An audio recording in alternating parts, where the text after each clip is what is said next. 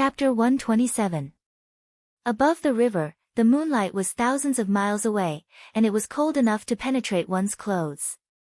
White light leaked through the gaps between the branches, like snow that had not yet melted. Yen turned her head and looked at the person opposite her. The young man's eyes were like autumn water, moving even without adding color. His side profile was angular, heroic, and lazy. The faint smile on his lips instantly made her return to that night in the mountain temple. It was you.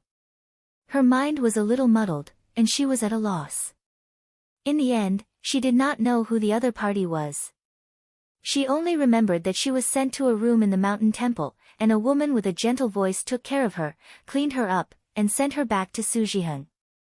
Su Jiheng asked her what was going on, and Yen only said that she wanted to go out for a walk and accidentally lost her way. He did not say much.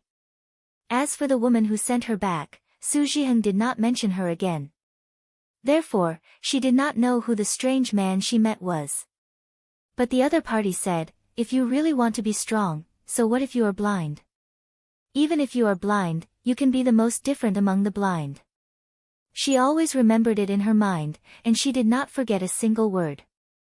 Later, she tried to distinguish shapes by listening to sounds, and she could live without her eyes. This process was very difficult, but every time she wanted to give up, she would think of the moon behind the Tianshan temple. The moon was very beautiful, and it would be a pity to give up like this. It was not that she did not think about everything that happened that day, but when she calmed down and thought about it, some things were not necessarily unintentional. How could she coincidentally hear the conversation between the maids at the door? How could no one in the Su family have noticed a person stumbling into the mountains? When she was sent back, Su Jiheng easily believed her words and did not pursue the matter. He just wanted her to be free. She was not a snow-white kitten raised in the courtyard of a rich family, and she was not held in the arms of a madam or a young miss. She would be happy after being teased with a ball of thread, and she was docile and weak. She was a wild cat that came out of an alley at night, dirty and tenacious. Even if she was blind, she could sit on the wall and hunt. They wanted her to die, but she did not want to die. After all, in this world, someone had given her a piece of candy and taught her how to taste the sweetness of the world. Yen had always thought that the strange passerby that night might be a kind-hearted young master or a very patient young master, but he didn't expect it to be Xiaoju. How could it be him? She asked softly, "Granny Su, what kind of person is she?" Xiaoju smiled and lazily said, "A very fierce, crybaby, bad-tempered woman." Yen also smiled, but his eyes were a little wet. She said, "Does young Mistress Su know that you're talking about her behind her back?" She had saved the worst side of herself for that night with Xiaoju. And the most gentle side of Xiaoju's life was probably reserved for her that night. Yen did not know that his stay at that time had become the only salvation for the desperate Yen. The moon was lonely and cold, hanging in the sky, but no one knew that he had once shone the moonlight so gently on a person. "She won't have the chance to know," Xiaoju said calmly. "Because young Mistress Su was dead. Maybe she knows." Yen lowered his head and smiled. Suddenly, he looked at the sky and sighed, "The moon is so beautiful." Xiaoju supported herself with her hands and looked up, but did not look at him. "Didn't you say that you wanted to drink with Chu Xilan? Didn't you bring wine?"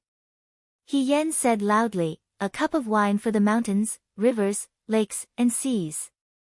She held her hands in the air, and the moonlight fell into her hands, as if it was a cup full. She raised her hands to the sky and said, "To the moon." The young man looked on coldly and sneered, "Crazy." The girl turned around and solemnly raised the cup in her hand to him. "Here's to you too." Yen's eyes were no longer tired and gloomy. At this moment, his eyes were bright, and his smile was bright. There was even a trace of gratitude in his eyes. "Gratitude?" He raised his eyebrows and snorted, but did not respond to her silly gesture. "Flattery." Yen looked into Xiaoju's eyes and said quietly in his heart, "Really, thank you very much." That night, Yen and Xiaoju sat together until very late. In the end, because it was too cold on the mountain, she and Xiao Ju went down the mountain.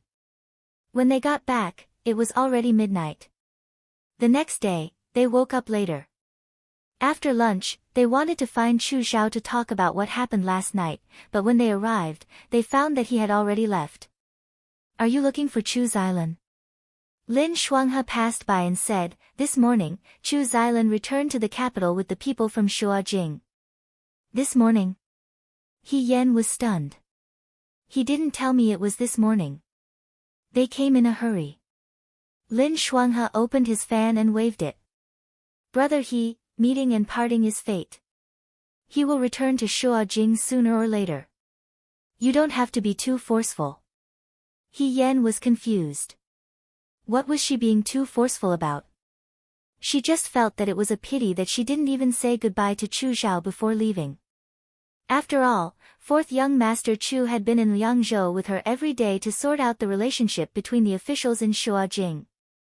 But since he had already left, there was no point in talking about this. Not long after Chu Xiao left, Song Taotao and Qing Lisu also left for Shuajing. Xiao Ju arranged for them to be escorted back to the capital. Before the little girl left, she pulled on He Yan's clothes with tears in her eyes. Brother He, you must come back to see me. See you for what? You're a girl. My big brother is a man. How can he come to see you? Qing Lisu pulled her away and replaced her with herself. She laughed and said to He Yan, big brother, look at me. Come to our residence as a guest. I'll treat you to all the restaurants in Shuajing. Song Taotao, Qing Lisu. I know. When we get back, we'll cancel the engagement. Qing Lisu picked her ear and muttered, bitch, only a ghost would want to marry you. With the two children playing around, it seemed like they wouldn't be lonely on the road. He Yan sent them to the carriage. For a moment, he felt a bit disappointed. Usually, he felt that they were naughty and noisy. But when it was time to leave, he felt very reluctant. When she was He Rufei, because of her identity, she couldn't get too close to her brothers and sisters in the residence. Qing Lisu and Song Taotao were like siblings in an ordinary family, just like He Yunsheng. In a way, they made up for the fantasy she had about her family. Wang Ba and Jiang Jiao walked over. Jiang Jiao said, Brother He. After the misunderstanding was cleared, Jiang Jiao finally believed that He Yan didn't steal his wife. His attitude slightly improved. He said, my family sent some things over. I picked some food and necessities. You can go get them for me later. Wang Ba said sourly, the young master of the martial arts school is so good. He's already here to join the army, but people still send him things. Aren't you the leader of the mountain bandits? He Yan asked curiously, why didn't your subordinates send you anything? No money. Poor. Can't the bandits' nest be disbanded? Wang Ba became angry. Why are you asking me? You didn't receive anything either. I'm just asking. Don't get angry. He Yan thought, how could she be the same as Wang Ba? She was now living in anonymity. If the He family still sent her things, did they want her to die faster? Or was it because the government couldn't write a warrant for her arrest?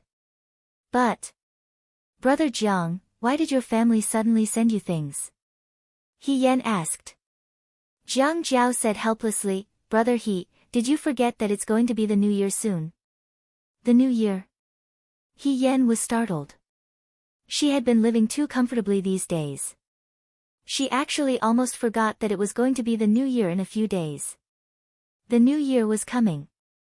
It belonged to He Yan. The new year. She suddenly became happy. Jiang Jiao and Wang Ba were both startled. Wang Ba asked suspiciously, why are you so happy?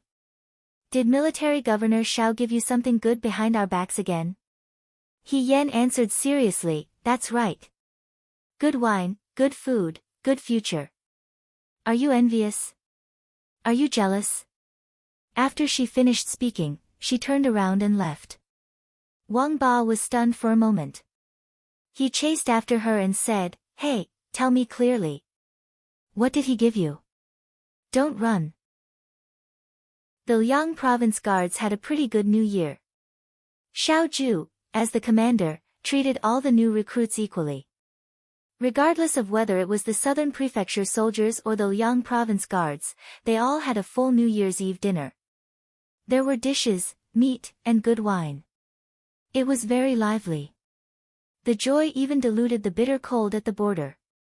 But this New Year's passed, and training continued. After the end of the year, He Yan's injuries were almost healed. She also trained with them. Even though she wanted to enter the 9 Flags Battalion, the amount of daily training for the southern prefecture soldiers wasn't something He Yan, who had just recovered from a serious illness, could afford. As such, she could only suffer alongside the Liang province guards. The days passed peacefully until one day, Fei Nu received a letter from Lu County. In the room, Fei Nu was talking to Xiao Ju. Young Master, Wanning said that if the commander-in-chief is looking for a suitable person to travel with, it would be best to set off in the next few days.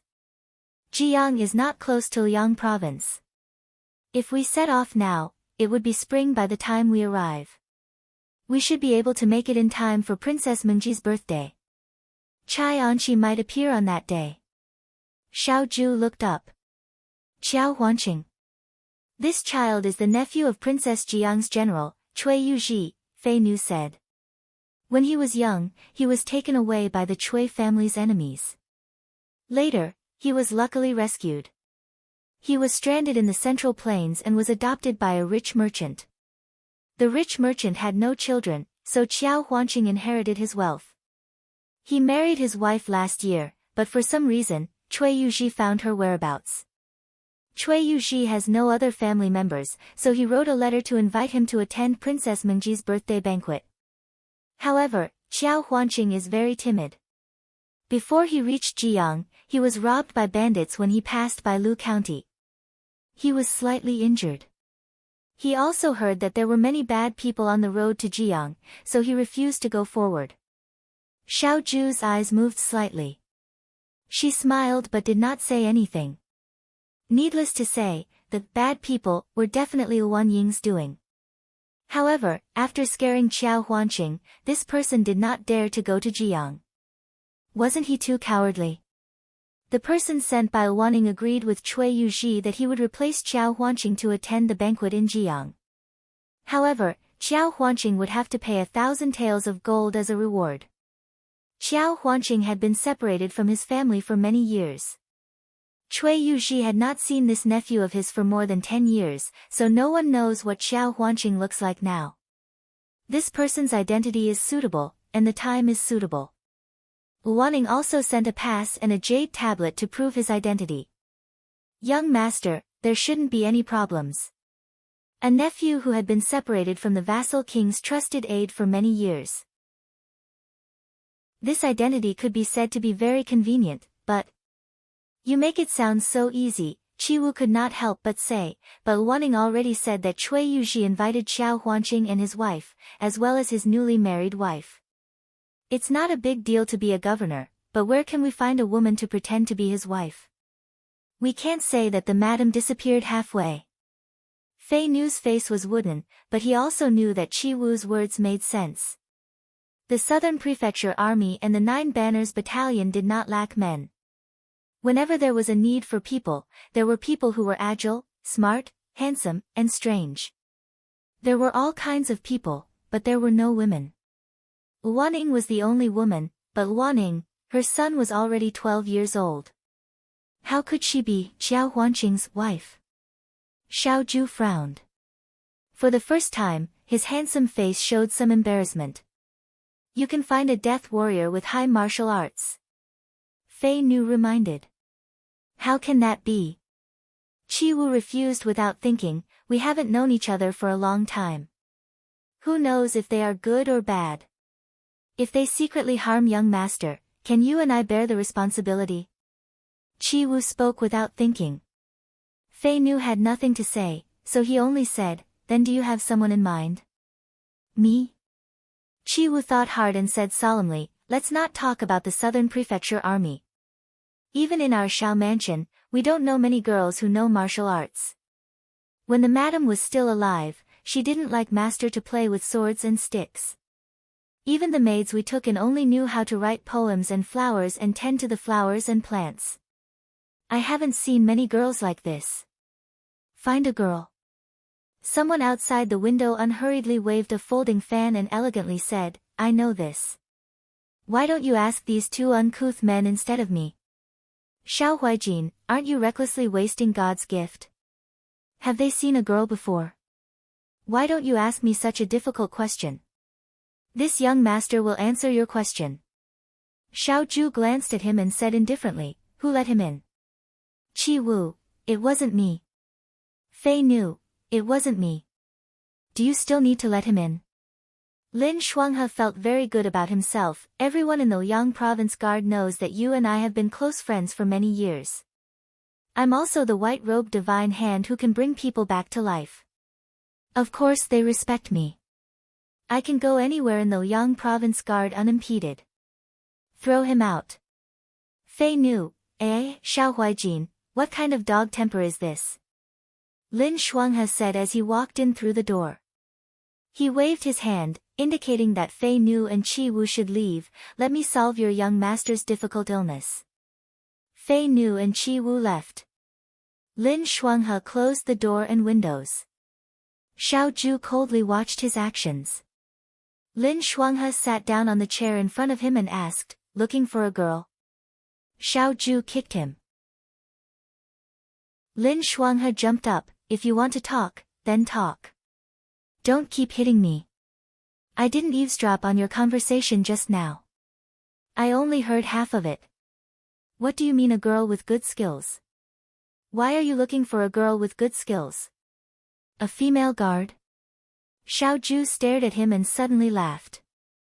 He lazily curled his lips and said unhurriedly, looking for a wife. Lin Shuanghe, ? After a while, he suddenly came back to his senses and realized what Xiao Ju meant. You're going to get married? That can't be. That's not right. You're always talking about blind marriages and mute marriages. If you're going to get married, you should find a wife yourself. Why are you asking Fei Nu and the others to find one for you as if you're picking vegetables? Xiao Huijin, are you talking nonsense? Xiao Ju, did I say that you're looking for a wife for me? Lin Shuanghe, you're looking for someone else. You don't even know where you are. Xiao Ju said impatiently, it's fake. Don't you know how to act? What? Lin Shuanghe stared blankly for a moment before slowly coming back to his senses. He stared at Xiao Ju for a while, until Xiao Ju revealed a displeased expression. Only then did he move closer and say, are you going to do something like last time when you went to the Liang province guard to deal with Sun Xiangfu? Find someone to pretend to be your wife and do something. Lin Shuanghe finally got the truth out of Song Taotao's mouth. The little girl was no match for this kind of person. In just a few sentences, Lin Shuanghe knew what was going on. You're not that stupid. Then isn't there someone in front of you? Lin Shuanghe said without thinking, of course you're looking for my little sister He. Have you forgotten that my little sister He is also a girl? And she's quite skilled. She's brave and smart, not pretentious, and very cute. If she can pretend to be your nephew, then of course she can pretend to be your wife. Xiao Ju, no. Why not? Lin Shuanghe was dissatisfied, she can call you father. Is it wrong for you to call her wife? Xiao Ju took a sip of tea and looked at him indifferently, did you accept He Yan's money to speak for her? I'm so rich, why would I accept money from others? But you, Lin Shuanghe leaned closer, why are you so resistant? Xiao Huijin, Xiao Huijin, have you forgotten that you found a fake wife? At this time, don't be picky about your real wife. Or. He stood up straight and waved his fan. Using a mysterious tone, he said, are you afraid that you'll fall in love with her? Cough, cough, cough. Xiao Ju choked. He said expressionlessly, you can leave now. Then I'll leave, Lin Shuanghe said, don't blame me for not reminding you. He Yan is the best candidate you can think of. Although I don't know what you're going to do, but whatever you do, it will be very dangerous. Normal girls won't be able to handle this kind of dangerous situation. You don't trust those who can handle it. He Yan has fought side by side with you a few times. You know her quite well. In terms of loyalty. His gaze fell on Xiaoju. He seemed to be pondering, are you going to take Shin Muxue with you? I think she would be very happy to go with you. However, I'm afraid that if Lord Shin finds out, he won't be able to resist rushing to Yangzhou to chop off your legs. I've seen more girls than you've trained soldiers. I think little sister he doesn't like you now. A girl who doesn't like you and you pretend to be husband and wife is the least likely to cause trouble. If you change Shin Muxue, then something big will happen. Most importantly, little sister he always dresses as a man. Other than you, no one knows what she looks like. It's like a person who fell from the sky. If she's really exposed, it'll be easier to hide her identity. Xiaoju calmly looked at the teacup in her hand. She didn't know if Lin Shuanghe had heard or not.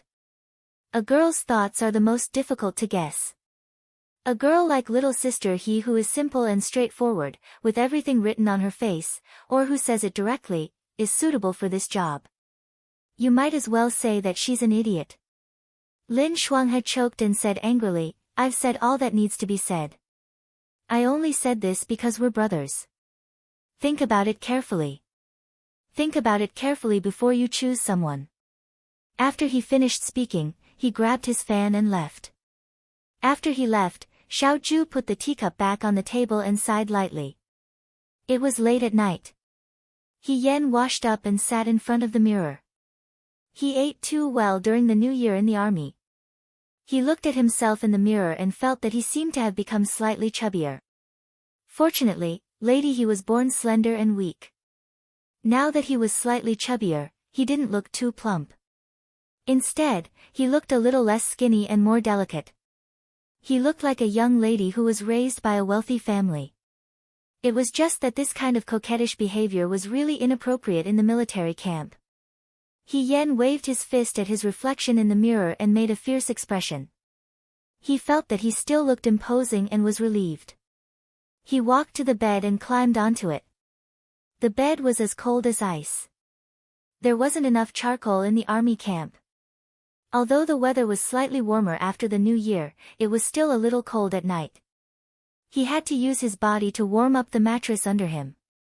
Just as he felt a little warm, he suddenly heard someone knocking on the door. He Yan was stunned for a moment. He cursed in his heart.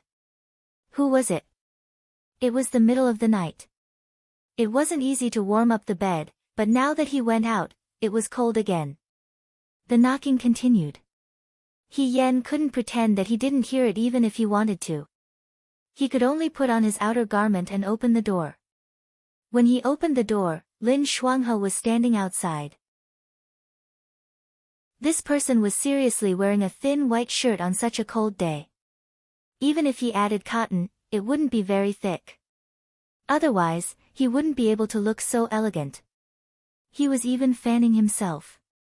He Yan couldn't help but grab his fan. Dr. Lin, can you stop fanning yourself? It's really cold. Lin Shuanghe stopped and smiled, okay. Why are you looking for me so late at night? Lin Shuanghe, brother He, let's talk inside. I don't have a problem, He Yan replied, but brother Lin, didn't you say that a man and a woman alone? Before she could finish speaking, the young man walked past her and went inside. He stomped his feet and said, it's so cold.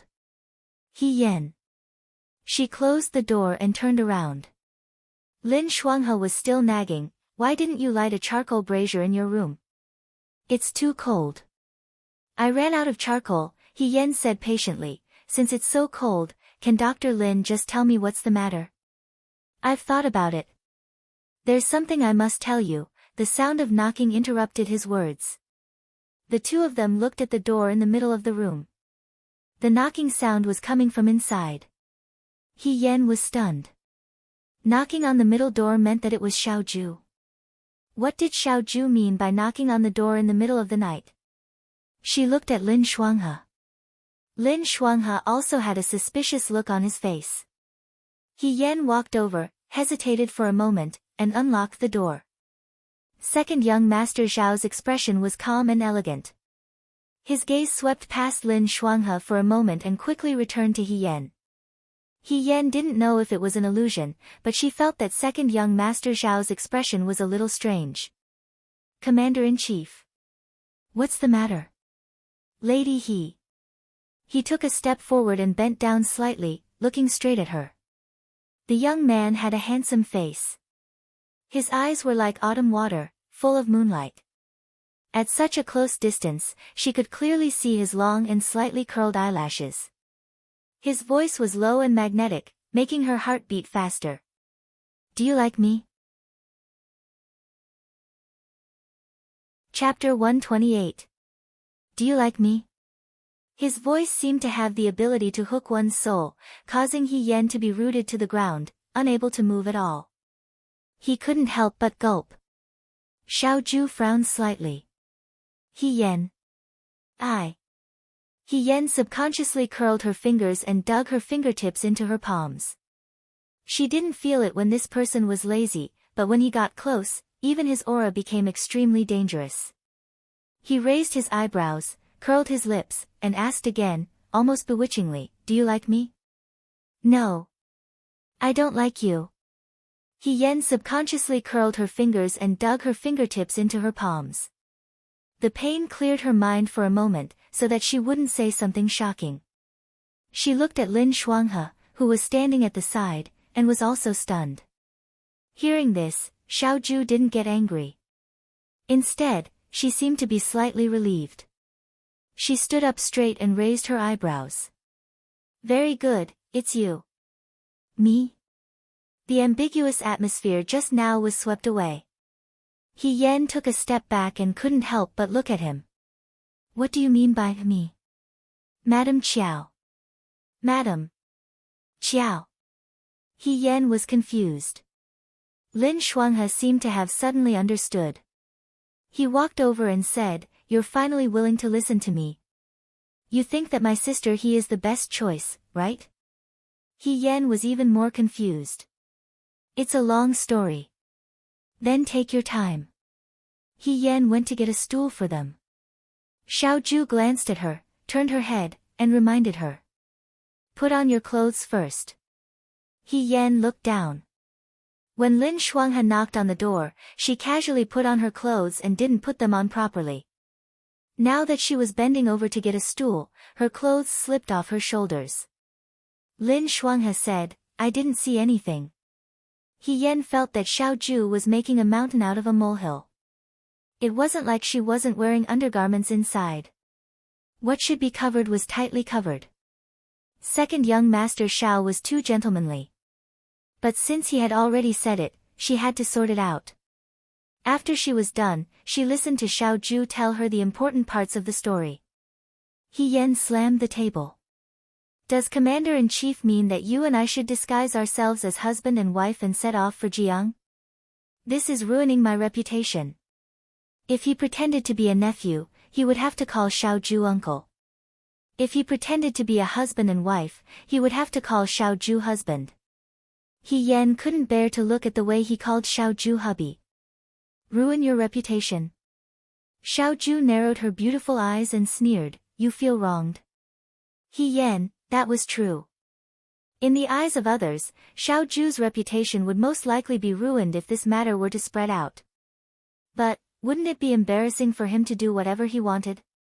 It was rare that Xiao Zhu had a favor to ask of him. He Yan held his head high and was about to raise the price and extort him when he heard Xiao Zhu say casually, if you do this, you can join the Southern Mansion army. He Yan, deal. Lin Shuanghe felt a headache coming on. Sister He, you are a girl. You should be more reserved. Then I'm afraid you have overestimated her. Xiao Zhu mocked, how could she have that kind of thing? Being reserved is not worth mentioning in this kind of situation.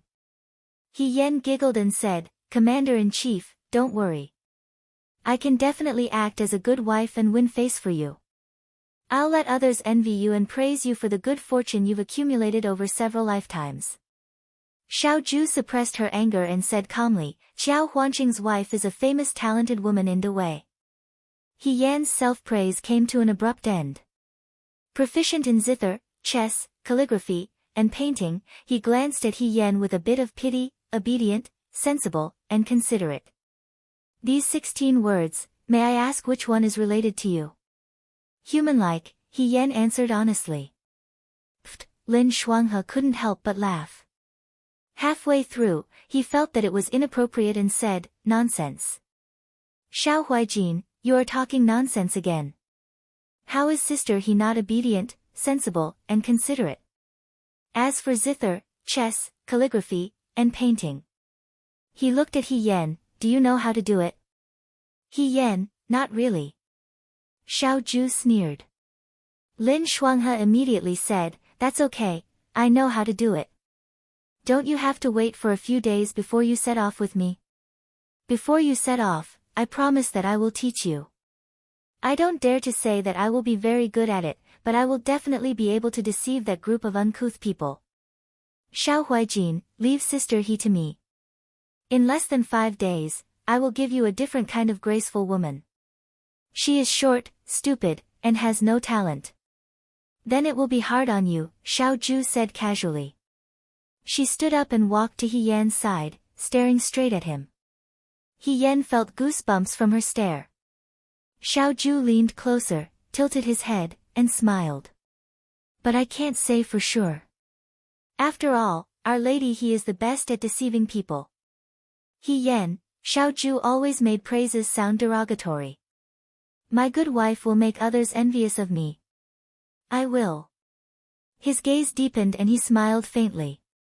I will wait and see. He left. The door closed and the sound of the door being locked could be heard. He Yan heaved a sigh of relief and sat on the couch. Lin Shuanghe also stood up and smiled. It's getting late. I will leave first. Sister He, I will look for you tomorrow. Let's familiarize ourselves with the 4 arts.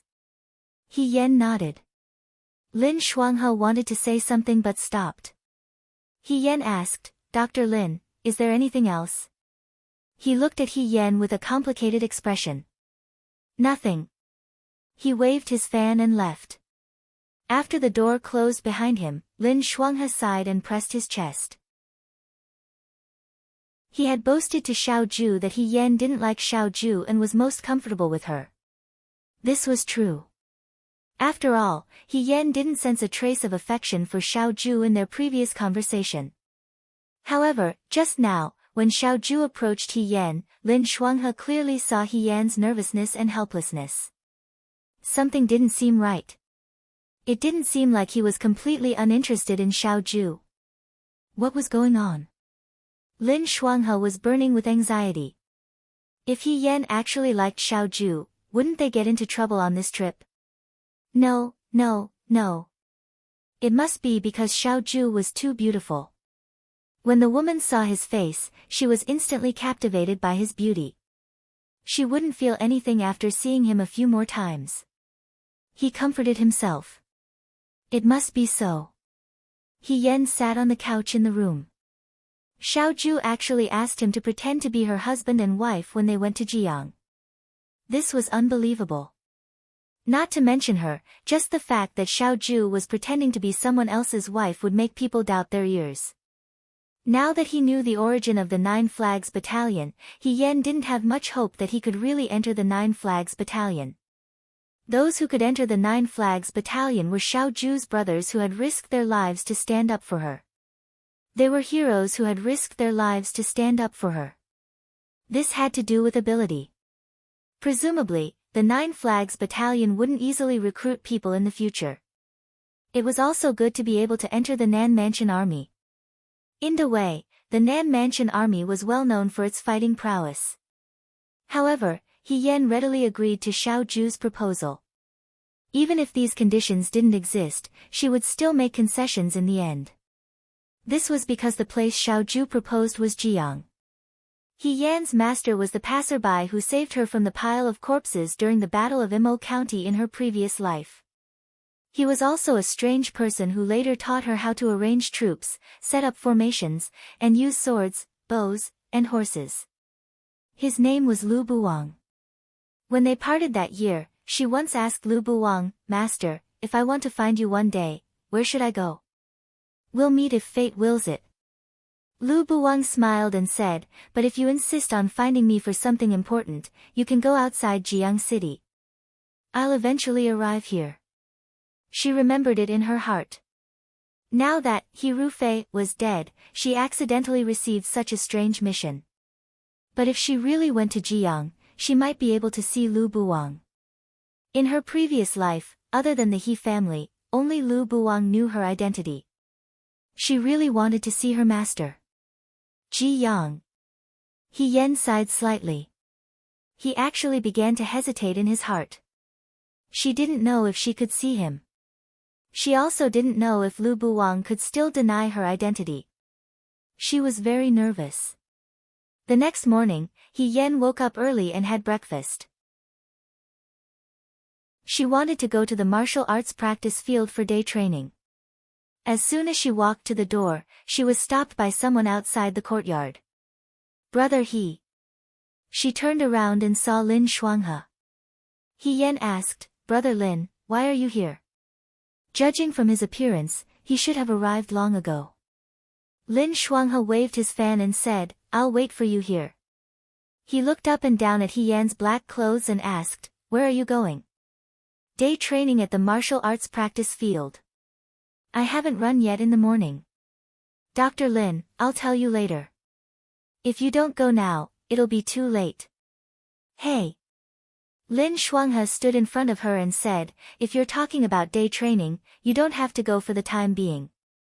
I've asked Huijin to inform Chief Instructor Shen that you don't have to go for the next few days." He Yan asked, "Why? Did you forget that you'll be going to Jiang in a few days?" Lin Shuanghe smiled and said, "There are priorities. The martial arts practice field is right here. When you come back from Jiang, you can train however you want. However, you don't have much time left. Of course, you have to hurry up and do what's in front of you." He Yan was puzzled. "What's in front of me?" "Look." Lin Shuanghe pointed to He Yan. On the stone table in the courtyard, there was a zither, a chess set, a few pieces of paper, a brush, ink, and an inkstone. The Liangzhou Guard was a place for men to practice martial arts. When he suddenly saw these elegant things, for a moment, He Yan thought that Chu Xiao had returned. Since you're going to act as Qiao Huanqing's wife, you have to know a little about zither, chess, calligraphy, and painting. When King Meng Ji was still alive, he admired literati very much. In Jiang City, the vassal king's territory, the people worshipped talented people. Coincidentally, Qiao Huanqing's wife, Wen Yuyan, was also a famous talented woman. Brother He, Lin Shuanghe said, "You're very good looking, and your skills are also very reassuring. You can't make any mistakes in this area. Come, write something for me to see." He Yan was speechless. For a moment, He Yan felt that he was back in Shuojing Xianchang Gymnasium. He and Lin Shuanghe, who was also in last place, were about to sit down and recite to each other. Lin Shuanghe didn't seem to realize that his words had brought back nightmares. He was still urging him, "Come, brother He, write something. Let me see how you're doing." This person had nothing to do all day. He Yan was too lazy to argue with him, so he immediately picked up the brush and wrote something. Annoying. This word was written in a flamboyant and messy style. When Lin Shuanghe saw this, he stopped waving his fan. He was probably afraid that he would hurt He Yan, so he said in a gentler tone, "Brother He's writing is quite spirited, but it's a bit too spirited. Don't you think that a woman's writing should be gentler?" He Yan felt that there was a problem with his words, so he immediately asked, "Who said that a woman's writing should be gentler?" According to what Dr. Lin said, men can't write hairpin-style small regular script? Yes, Lin Shuanghe said, "but even if it's not gentler, it shouldn't be so sloppy. He Yan was speechless. Lin Shuanghe said, it's fine, it's fine. Why don't you draw a picture? Just draw a picture of plum blossoms reflecting snow. It should be more than enough to fool those people from Jiang. He Yan spread out the paper and raised his hand to draw 3 flowers and a few dots of snow that looked like pockmarks. Lin Shuanghe looked at it and asked suspiciously, Brother He, are you drawing a fried sesame seed cake? Did you accidentally fry the sesame seeds? He Yan said. I only know how to draw maps. This happened one after another. Lin Shuanghe began to panic. He said, what about chess? Do you know how to play chess? My chess skills are very bad, and I like to regret my moves. I'm afraid that I can't play chess. Otherwise, I won't be able to control myself, and it won't be good if people see me as a joke. What about the zither? You're a zither master, right? Lin Shuanghe's eyes were filled with despair. Now, there are girls in the residence who have to start learning the zither from the age of 5. He Yan spread his hands. I don't know anything about musical instruments. The two of them looked at each other, and the atmosphere was awkward and silent. He Yan felt very uncomfortable and wronged. She had been raised as a boy since she was young, so she didn't learn the zither, chess, calligraphy, and painting. Later, she went to the Xianchang school, but she wasn't very good at learning. Even when a pie fell from the sky in the end and she received the guidance of a famous teacher and Lu Buwang, who taught her all his skills, it was all about surviving on the battlefield. The zither, chess, calligraphy, and painting could neither make her bleed less on the battlefield, nor help her win more battles in the battle. For her, it was too extravagant. She didn't have the conditions, and she didn't have the time. Of course, the most important thing was that she didn't have the talent. He Yan wasn't the only one who felt wronged. Lin Shuanghe also felt wronged. He had seen so many noble ladies in Shuajing, and each of them was good at least 3 kinds of talents. Everyone knew how to play the zither, chess, calligraphy, and painting, but He Yan couldn't even do it. Lin Shuanghe suddenly doubted himself. Was it wrong for him to suggest to Xiaoju that He Yan should play Wen Yuyan? Dr. Lin. He Yan saw that Lin Shuanghe hadn't said anything, and she was afraid that Lin Shuanghe was frightened by her lack of talent, so she asked with concern. Lin Shuanghe came to his senses and forced a smile. Nothing, I'm thinking about something. It was needless to say how exquisite it was when it was so bad. It could only be said that she had learned the most ordinary skills, and then she just needed to put on a show. There was a ready-made female teacher in the Liangzhou Guards, Shen Muxue, who was very talented. However, if Shen Muxue knew that He Yan was a woman and was asked by Xiaoju to play the role of husband and wife, he was afraid that something would go wrong. Although Lin Shuanghe didn't care about Shen Muxue, he didn't want to see any girl sad. Forget it, if he didn't go to hell, who would? Lin Shuanghe looked at He Yan. His heart was bleeding, but he gritted his teeth and smiled. Brother He, you don't need to panic. As long as you work hard, you can grind an iron pestle into a needle. If you have a will, you can achieve anything. Since you don't know how to do it, let me teach you. We'll learn from the beginning, and I'm sure we'll be able to impress others. He Yan saw that this person was inexplicably excited, so she coughed lightly. That. Dr. Lin, do you know how to do it? If she remembered correctly, Lin Shuanghe was ranked last with her in the past. What qualifications did he have to teach others? Lin Shuanghe opened his folding fan and proudly said, I don't know anything else, but I know how to paint. Watch me. Late at night, the sharp sound of a zither could be heard from the room next door. Fei Nu was helping Xiaoju tidy up the documents on the table. When she heard the sound, her hands trembled, and the documents scattered in a mess. He looked up at Xiaoju again. Xiaoju reached out her hand to support her forehead. She looked like she couldn't bear it. Fei Nu secretly sighed. He Yan shone brightly in the martial arts arena. He knew everything, but he didn't expect him to be so slow when it came to zither, chess, calligraphy, and painting. This zither, if it was any girl in the capital who learned the zither, even if she was 5 years old, she would be able to play it much better than this. 3 days, 3 whole days. They would be leaving in 2 days, but He Yan's zither was just a wall away. He didn't seem to be improving at all. It was as if because he was getting impatient, his music was getting worse and worse. Chi Wu was an impatient person. He secretly pulled Fei Nu aside a few times and said, "If you don't know how to play, then don't play. Young master must be crazy.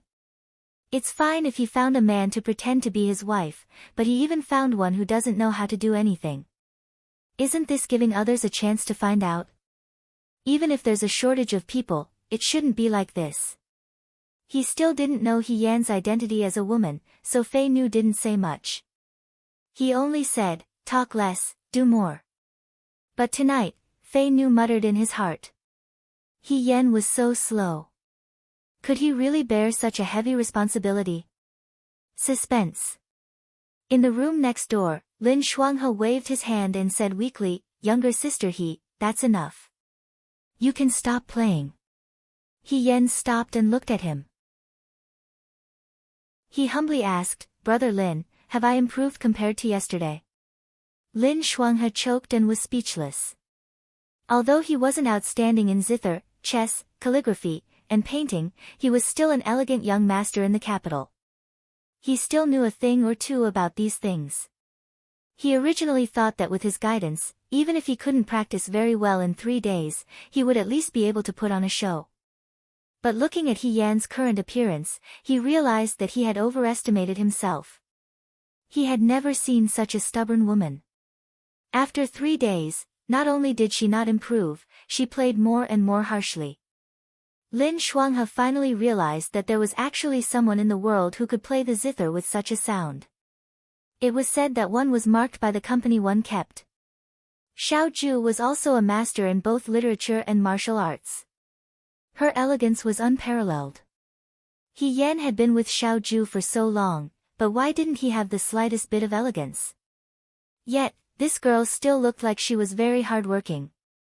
Seeing how hardworking she was, he couldn't even say harsh words. This reminded Lin Shuanghe of a classmate when he was young. That classmate was also like this. His head hung from a beam and an awl pierced his thigh. It was too horrible to look at. Forget it, forget it. This child couldn't be taught. Lin Shuanghe stood up and said with a smile, "Good, very good. Younger sister He, you're really talented. As long as you practice a little harder, you'll definitely amaze the world. You should practice for the next few days. When you reach Jiang, you can ask Huijin to personally give you a few pointers. I think you'll be able to graduate from his apprenticeship." He Yan, really? Lin Shuanghe, it can't be any more real. He thought that He Yan was really too difficult to handle. It was better for him to retreat early. This kind of complicated teaching should be left to Xiao Ju. After all, He Yan was his person and his wife. This was also Xiao Ju's responsibility. When he thought of this, he felt relieved and relaxed. Lin Shuanghe smiled and said, "Then I won't be coming for the next 2 days. Younger sister He, you should practice more, practice more." He was debt-free and left lightly. He Yan was still skeptical. She clearly felt that it was unpleasant, but Lin Shuanghe said it like that. Was it really that good? The interests of elegant people were indeed different from those of ordinary people. In the next 2 days, besides practicing the zither, He Yan also found time to bid farewell to Hong Shan and the others. Jiang was not like Liangzhou City. If he came and went, he would probably be away for at least half a year and would not be able to return to the Liangzhou City guards. He missed his old friends after not seeing them for such a long time. "You went to work with military governor Xiao again?" Hong Shan came closer and asked, He, are you going to be promoted?" "Give birth? What do you mean by giving birth?" Xiao Mai was roasting a bird's egg that he had just picked up from the fire. It was very hot. He flipped it around in his palm. "Who's giving birth?" Shi Tu gently knocked his head and looked at He Yan. Take care. He Yen smiled. Of course. I haven't congratulated you guys on entering the Vanguard Battalion. After the end of the year, a portion of the new recruits were selected to enter the Vanguard Battalion. Sure too, Jiang Jiao, Wang Ba, and Huang Xiong were among them. Xiaomai was still young and did not perform well in training. Hong Shan had always been average in all aspects. Fortunately, the two of them did not mind this. They were satisfied with being ordinary soldiers. Entering the Vanguard Battalion is not as good as you. Wang Ba took the opportunity to mock He Yen. You can go out with Military Governor Xiao every few days. You don't have to go through daily training, and you can also gain favor in front of your superior. Even the gods are not as good as you. Brother Wang, that's not right. When brother he goes out with the governor, it will not be as easy as we think. There might be danger. Jiang Jiao looked at He Yen. You must be careful. He Yen stretched. I've always been careful. Seeing this, Huang Xiong twisted the prayer beads around his neck and said, since you've always wanted to be promoted, this is a good opportunity. Military Governor Xiao is willing to take you with him because he has taken a fancy to something you have. If you can seize this opportunity and earn military merits, you will be one step closer to what you want to do. You will also be able to accomplish what you want to do faster. He Yen thought that Xiao Ju was willing to take her with him because he had taken a fancy to something she had. That was because he had taken a fancy to her as a woman. You didn't expect this, did you? Well said, well said. She waved her hand. Everyone, don't worry. We are all brothers who fought for the flag on White Moon Mountain and slept together on the same bed. As long as I have a bite to eat, you will all have a bite to drink. If I can really be promoted, I will definitely not forget my comrades. However, I also believe that even without me, you will be able to make a name for yourself in Liangzhou. Well said. Huang Xiong said. If you don't rely on others and rely on yourself, you are all heroes. He Yen smiled slightly and looked at the vast sky of the Liangzhou garrison. The snow-capped mountains in the distance would gradually melt. Winter had passed, and spring would soon arrive. Jiang was different from Liangzhou. The mountains were high and the rivers were far away. Who knew what would happen in the future? She clapped her hands and stood up. The future was not something that could be imagined just by thinking about it. She just had to keep her head down and keep moving forward. End of Volume 3. Chapter 129. It would take almost a month to travel from Liangzhou to Jiang City. After the new year, spring arrived. They traveled all the way south. The closer they got to Jiang, the warmer the weather became. By the time they were almost there, the wildflowers by the roadside had bloomed, and the swallows had started to build their nests. Spring had really arrived. Outside Jiang City, Chiwu drove a carriage over and said, "Young master, this is the best carriage you can buy in this area." The carriage looked very luxurious.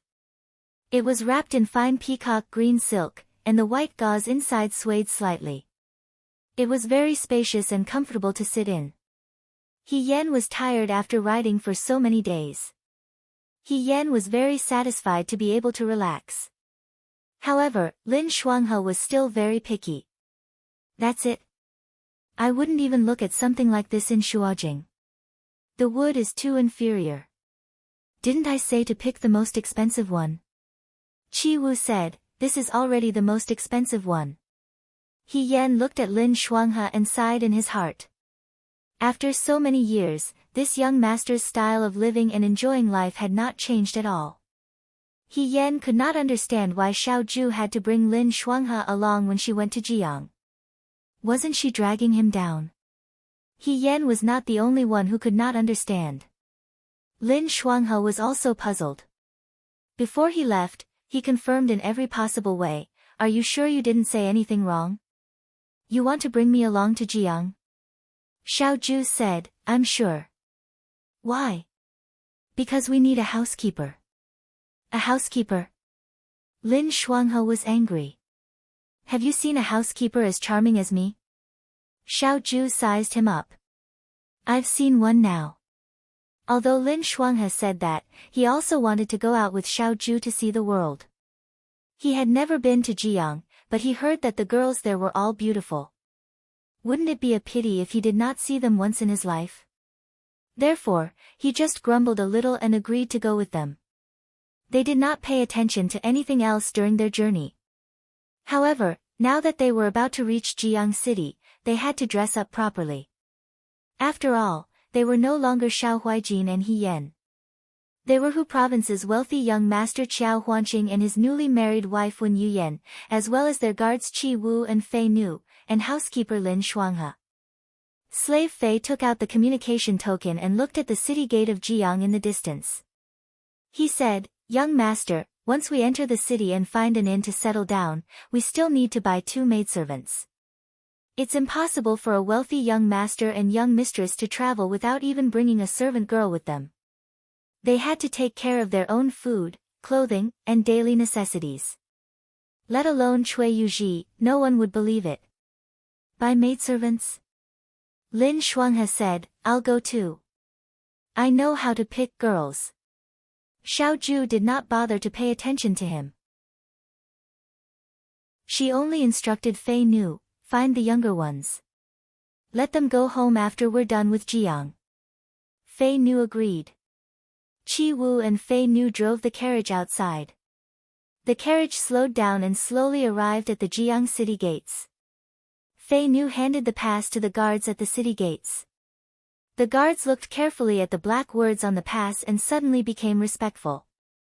"So you're Cui Zhongqi's family. Please enter." Lin Shuanghe asked, "Is Cui Yueji's status in Jiang very high?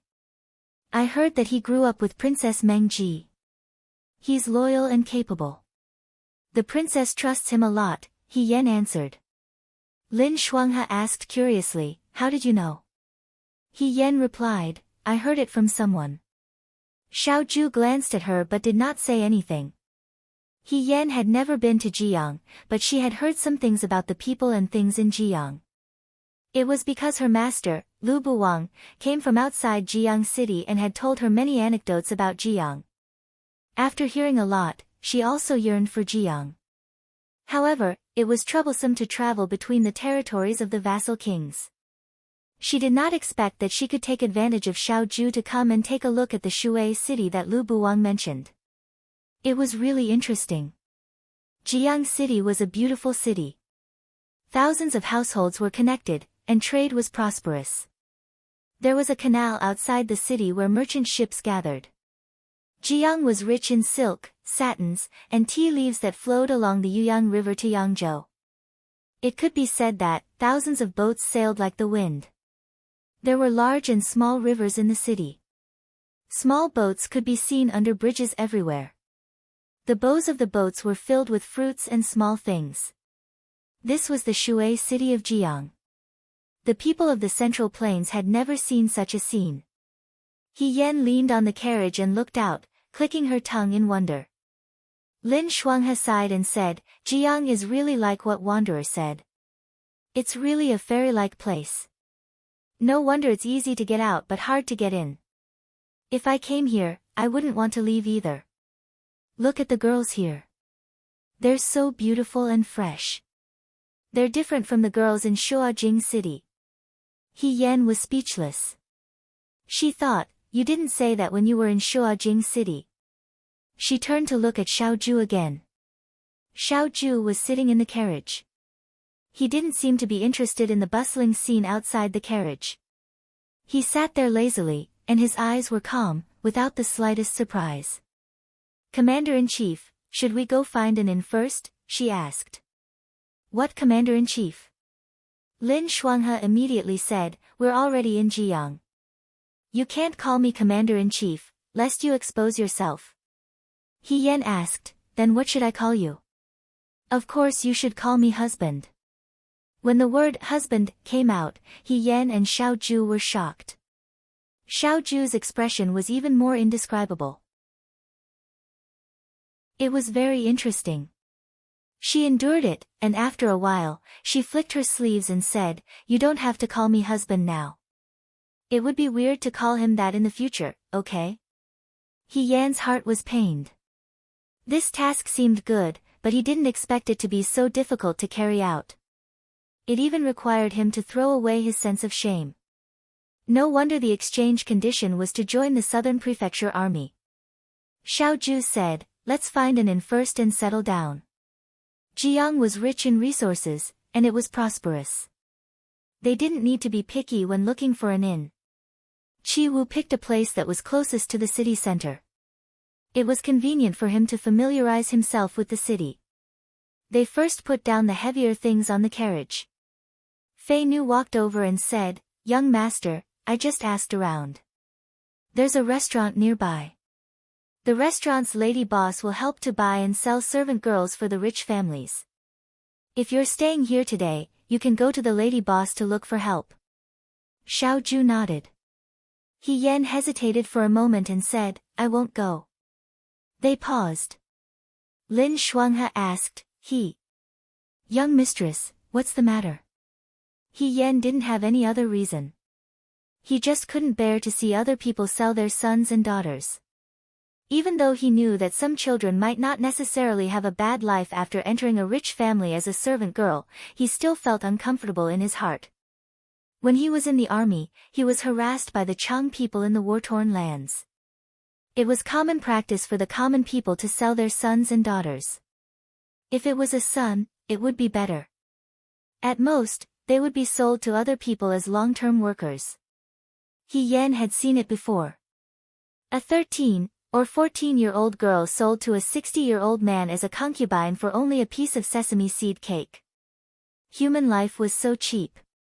She really didn't like to see people being picked and sold like goods. I'm a woman now, right? She casually made up an excuse. "I can't run around in this outfit. It doesn't look like Wen Yuyan. I was thinking if there's a ready-made clothing store nearby. I'll go and buy 2 pieces of women's clothing. If there's jewelry, I'll also buy some so that we won't be exposed when we meet Cui Yuezhi." In order to make it easier for her to travel, she still borrowed Cheng Li's clothes. Now that they were in Jiang, it was not appropriate for her to dress as a man. When Lin Shuanghe heard this, he felt that what she said was quite reasonable. He said, "That's fine too.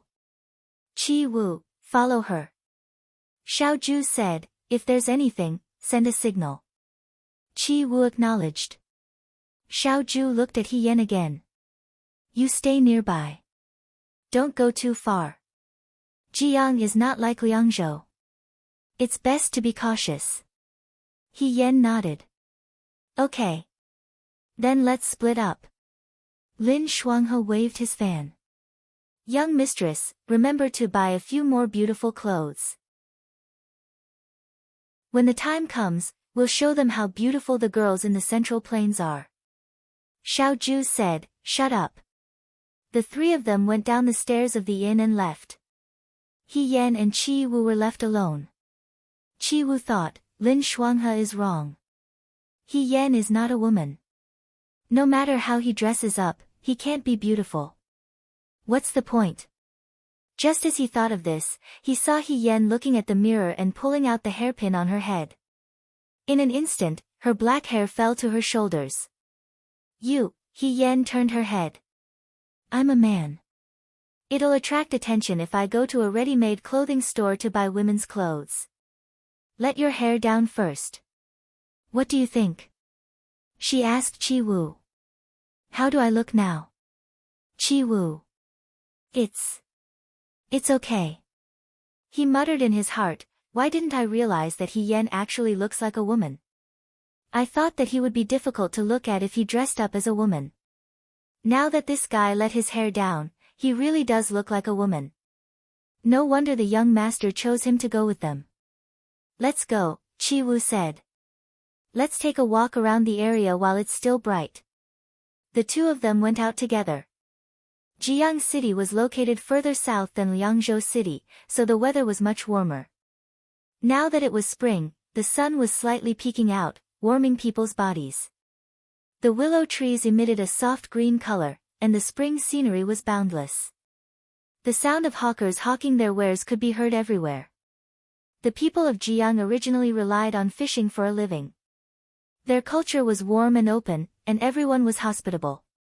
When they passed by a fruit vendor, he saw that He Yan was looking at a few fruits. He insisted on stuffing a few fruits into He Yan's arms and said, "Young mistress, take it. It's free. You can have a taste." Chi Wu, he was actually called young mistress. His disguise was too good. He Yan took the fruits with a smile and handed them to Chi Wu. He said, "Jiang City is really good." No wonder Lu Buwang's tone was full of nostalgia when he mentioned Jiang back then. Thinking of Lu Buwang, He Yan was a little worried. Now that she was staying with Xiao Ju, how could she find a suitable reason to go out of the city to look for Lu Buwang's traces? Moreover, Lu Buwang had said it vaguely at that time.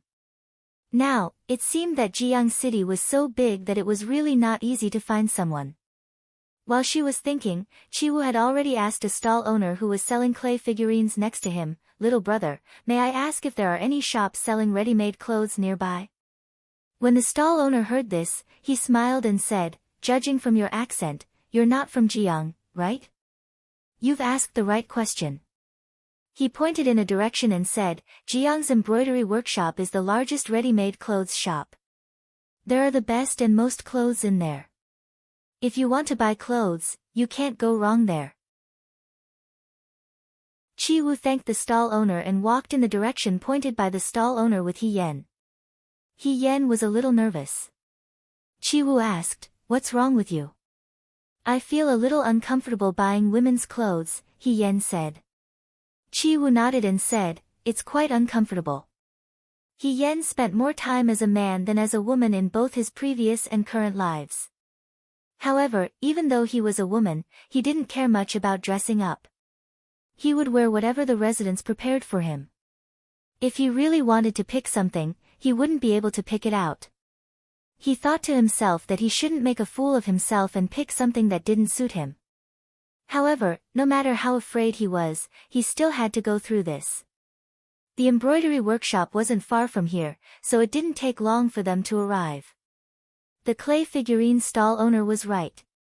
The embroidery workshop looked very big. It had a total of 5 floors, and it looked like a pavilion. When the 2 men in green standing at the door saw them coming, they smiled and went forward to welcome them. One of them said, "Sir, is this your first time in the embroidery workshop?" He Yan nodded and said, "Yes, we want to buy a few clothes. May I ask if you or this young master wants to choose clothes?" The man pointed upstairs and said, "In our embroidery workshop, the first floor is for men's clothes, the second floor is for children's clothes, and the remaining 3 floors are for women's clothes." He paused and said, "The higher you go, the more expensive the clothes are." He smiled and rubbed his hands. "Look, let's go to the 3rd floor." He Yan made a prompt decision. "Okay."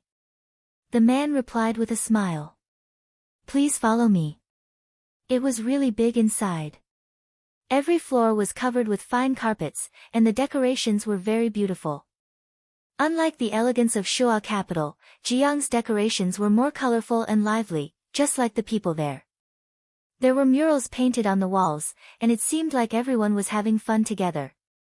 The streets on the water were very lively, and everyone was jostling shoulder to shoulder.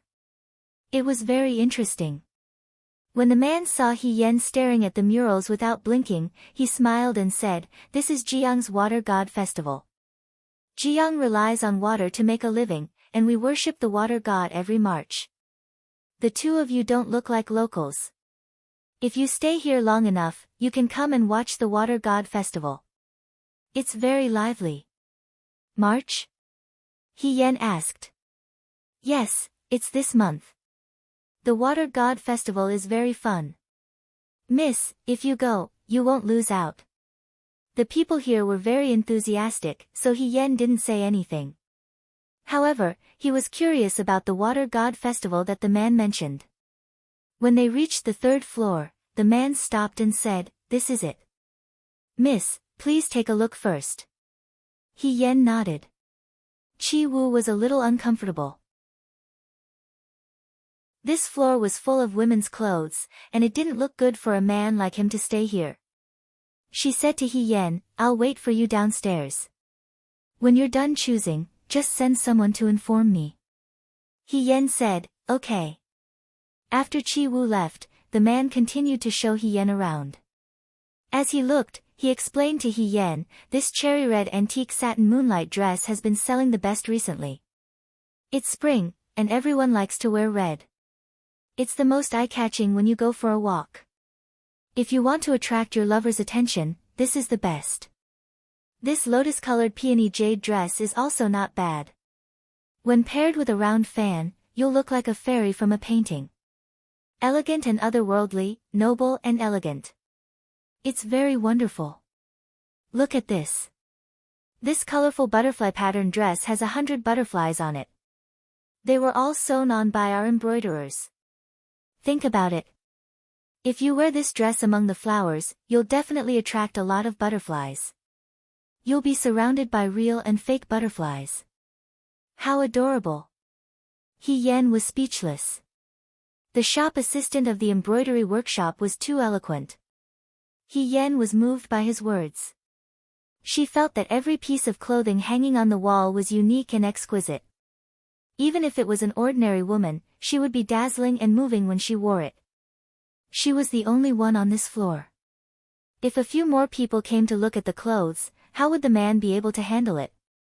Fortunately, she had some discernment and didn't believe everything. However, she couldn't help but feel dizzy after looking at all the clothes on the third floor. There were too many, and she didn't know which one to choose.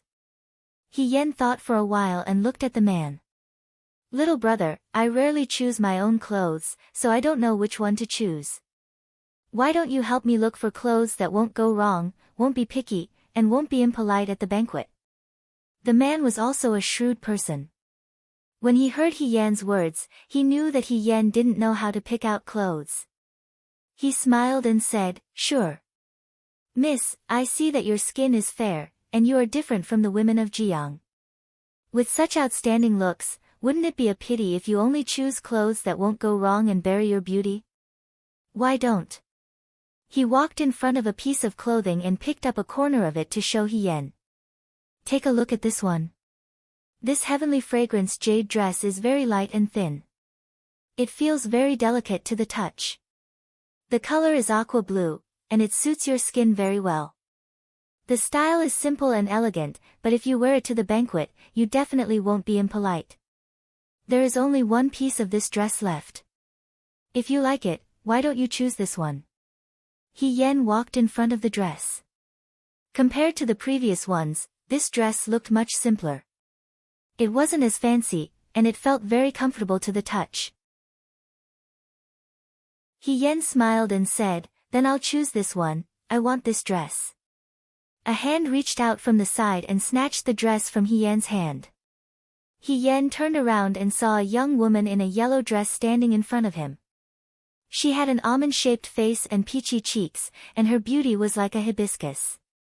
However, her skin was slightly darker, and her figure was excellent. She was also quite tall.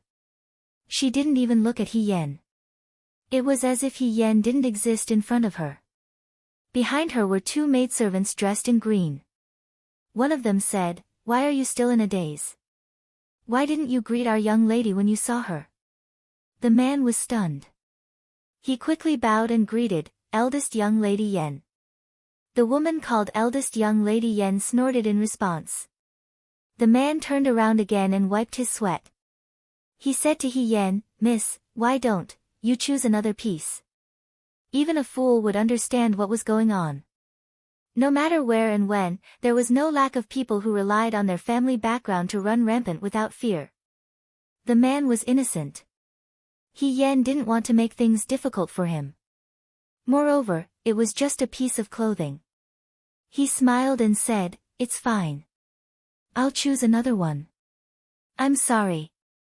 The man turned his back and said in a low voice, "Eldest young lady Yan usually doesn't come to our ready-made clothing store. Even if she comes, she won't go to the third floor. I don't know what happened today, it's fine. He Yan gave him a reassuring look. There's no need to explain. I understand. Thank you, thank you. The man walked to eldest young lady Yen and smiled. Eldest young lady Yen, do you need me to choose clothes for you? Who are you to choose for me? Eldest young lady Yen said disdainfully, go and choose for others. I don't need your guidance. The man retreated to the side hesitantly and returned to He Yen. Compared to the sarcastic eldest young lady Yen, this man was obviously much gentler and easier to talk to. He smiled and said, Miss, take a look at this. This Su-embroidered pipa dress is pinched at the waist. The sleeves are also very wide. When you wear it, you feel like you're walking in the clouds. It's also extremely beautiful. The color is also pear blossom white. When you wear it, you will definitely have smooth skin and jade bones. You will be seductive. He Yen couldn't help but laugh when she heard that. This man was selling clothes, so be it.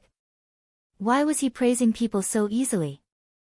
It made her feel embarrassed. He Yen looked at the dress and felt that it was not bad. She said, then, this one will do. As soon as she finished speaking, the maidservant beside eldest young lady Yen reached out and pulled the dress that He Yen pointed at over. She said, our eldest young lady wants this too. Again? He Yen frowned slightly. If it was a coincidence once, it would be intentional if it happened twice. But she had never seen this woman before. Why was she targeting her? She turned around and faced the other party. She asked politely, may I ask, Miss, did I offend you in any way? No. Eldest young lady Yen looked at her and raised her eyebrows. I'm just picking a dress. How did you offend me? One or two pieces are naturally fine. He Yen smiled. But don't tell me you'll choose whatever I choose later. Eldest young lady Yen pursed her lips and said arrogantly, it seems that you're not stupid. I don't understand. Why are you like this? You have to ask why for everything. Very good, but I'm not your husband. Why should I answer your questions? I'm here today. Even if I buy all the clothes on the third floor, that's because I'm capable. If you're not convinced, you can buy them too. There are so many clothes. There will definitely be one that I don't want. However, she sized up He Yen and said disdainfully, look at you. You don't look like you can afford much. He Yen was wearing Cheng Li's plain clothes. The material wasn't bad, but she had been on the road for days and was travel-worn. She also came from the inn and didn't have time to change her clothes. In the eyes of others, her head and face were covered in dirt, and she looked poor. What kind of luck did she have? She could even meet such an arrogant young lady when she came out to buy clothes. He Yen had always been simple and violent when dealing with men.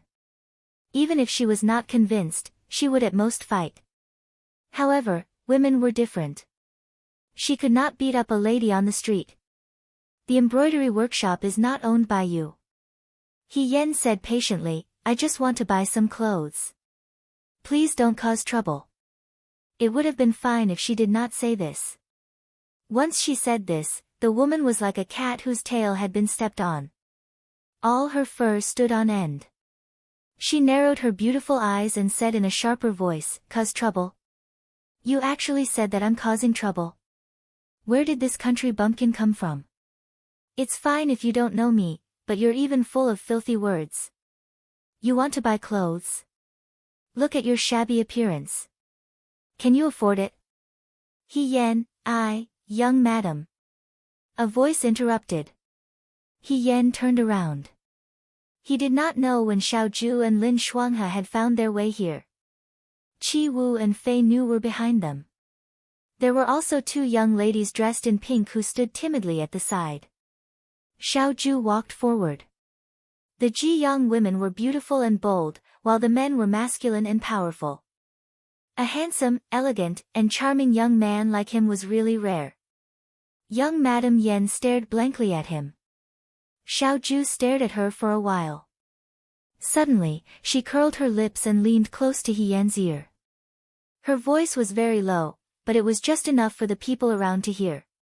"What's the matter, madam?"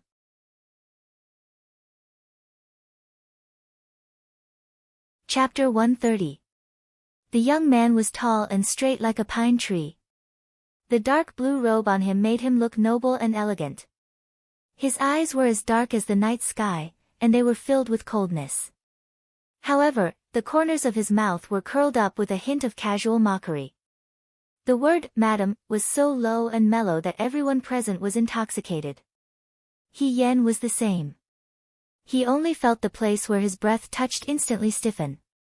For a moment, he was speechless. Eldest Miss Yan bit her lip and looked at Xiaoju.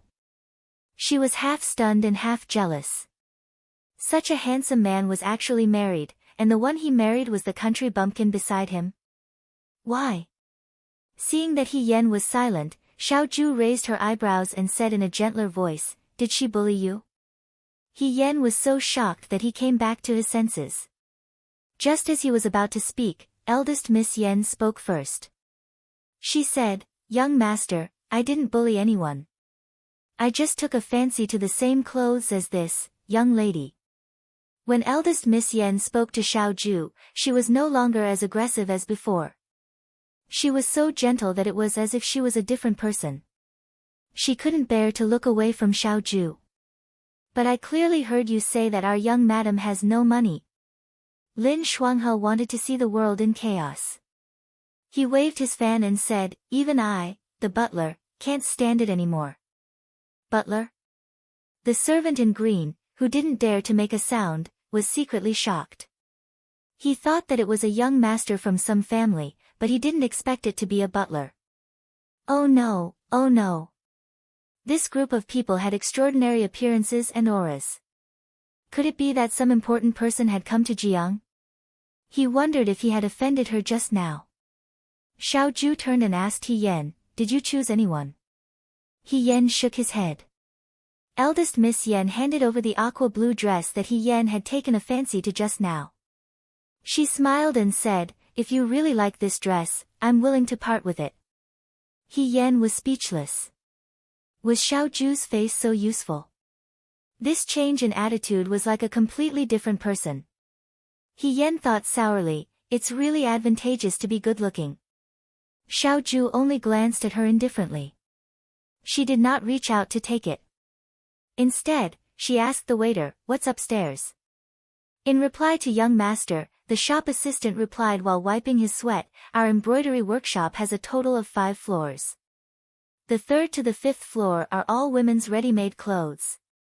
The clothes on the 5th floor are the most expensive and are specially made for nobles.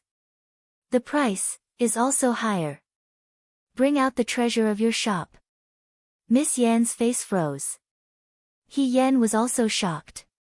He tugged at Xiaoju's sleeve and whispered, "It's okay, I'll just wear it casually." He Yan felt that it was inappropriate for her to choose the most expensive one based on her family's background. Xiaoju said calmly, "Shut up." The shop assistant of the embroidery workshop was a talented person. He only said, "Please wait a moment." He immediately went upstairs. Not long after, he came down with a small box wrapped in soft satin. He placed the box on the round table in the room. He unlocked the box and carefully took out a thin, pale white silk dress. The pattern of the dress was not complicated. It was not as flashy as the one just now. However, the sunlight shone through the window and shone on the dress. The original white color was actually refracted into a rainbow-like color. It was faintly discernible, like the scales of a mermaid. It was suffused with a faint blue-purple gold powder. It was thin and soft. It did not seem like an ordinary item. This dress is made of mermaid yarn.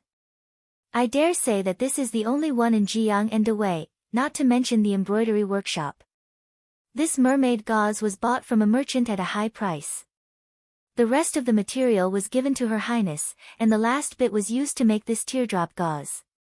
This was because under the sun, the dress would emit the color of a mermaid's tears. Dear guest, this is the treasure of our shop. Xiaoju glanced at the dress in the shop assistant's hands and said, "It's barely passable." He Yan felt that there was no need for so many fancy words. Wasn't it just a dress? What mermaid yarn? It was as if mermaids really existed in this world. It was just a gimmick. How could anyone believe it? How much is it? Lin Shuanghe asked. The shop assistant stretched out a finger and said, 100 gold, 100 gold. He Yan was surprised. Why don't you just rob a bank? 100 gold for a dress. This was too extravagant. She had not been so extravagant when she was a rich young master or madam in her previous life. The shop assistant smiled and said, "Madam, don't underestimate this dress. Other than looking good, it is also a treasure. It can be used for self-defense. It is invulnerable and impervious to fire and water. 100 gold for a dress is a little expensive, but 100 gold for a treasure is already very cheap. There's no need for that." Qi Wu whispered to Fei Nu, "Would a rich madam who can afford to wear this dress go through a mountain of swords and a sea of flames for no reason? There's really no need for that. I'll take this one." Xiaoju said calmly, "Pick a few other pieces. The ones on the 5th floor will do." "Okay." The shop assistant was overjoyed. It was not every day that he met such a generous customer. He decided to strike while the iron was hot and continued, "Dear guest, do you want to take a look at the jewelry in our embroidery workshop? This tear gauze should be paired with a pearl peony hairpin, a pair of exquisite white jade pendants, and shoes of the same color. Our madam's rare beauty will not be wasted." He Yan, ? Xiaoju said, "Choose as you see fit." Eldest Miss Yan was stunned. He Yan felt that it was inappropriate. He tugged at Xiaoju's clothes and pulled him towards him, saying, "It's too wasteful." Xiaoju said calmly, "Let go." He Yan immediately let go of her. Just as Xiaoju had said, the shop assistant went to pick out a few pieces of clothing, a few pieces of jewelry, and brought over a small chest for everyone to look at. After counting them one by one, he closed the chest and said, "A total of 200 gold." He Yan almost fainted when he heard this. Xiaoju said to Lin Shuanghe, "Pay up." Lin Shuanghe was shocked. "Me? Do you want me to pay?" "Housekeeper." Lin Shuanghe, he could only take out a banknote from his sleeve. He forced a smile and said, "Okay, I'll pay." Just as he was about to hand the banknote over, Xiaoju said, "Wait." Everyone paused. He Yan was delighted. Why did she suddenly realize that she was too extravagant and wanted to turn back? Xiaoju looked at Miss Yan and smiled. She said slowly, "I forgot to ask if this lady is interested in the same box of clothing. If she likes it, I'm willing to part with it." Eldest Miss Yan's expression was extremely ugly. Although her family was rich, she did not always bring 200 gold with her when she went out. Moreover, there were tailors at home who specialized in making clothes. It was difficult for her to spend 200 gold to buy things at a ready-made clothing store. This overly beautiful man was clearly standing up for his wife. She gritted her teeth and said, "Thank you for taking care of me." "I don't like it." Xiaoju nodded and ordered Fei Nu to put away the box. Just as she was about to leave, she looked at the other party and said, "Let me give you a kind reminder." Everyone was stunned. The beautiful man's eyes were gentle, but his tone was full of sarcasm.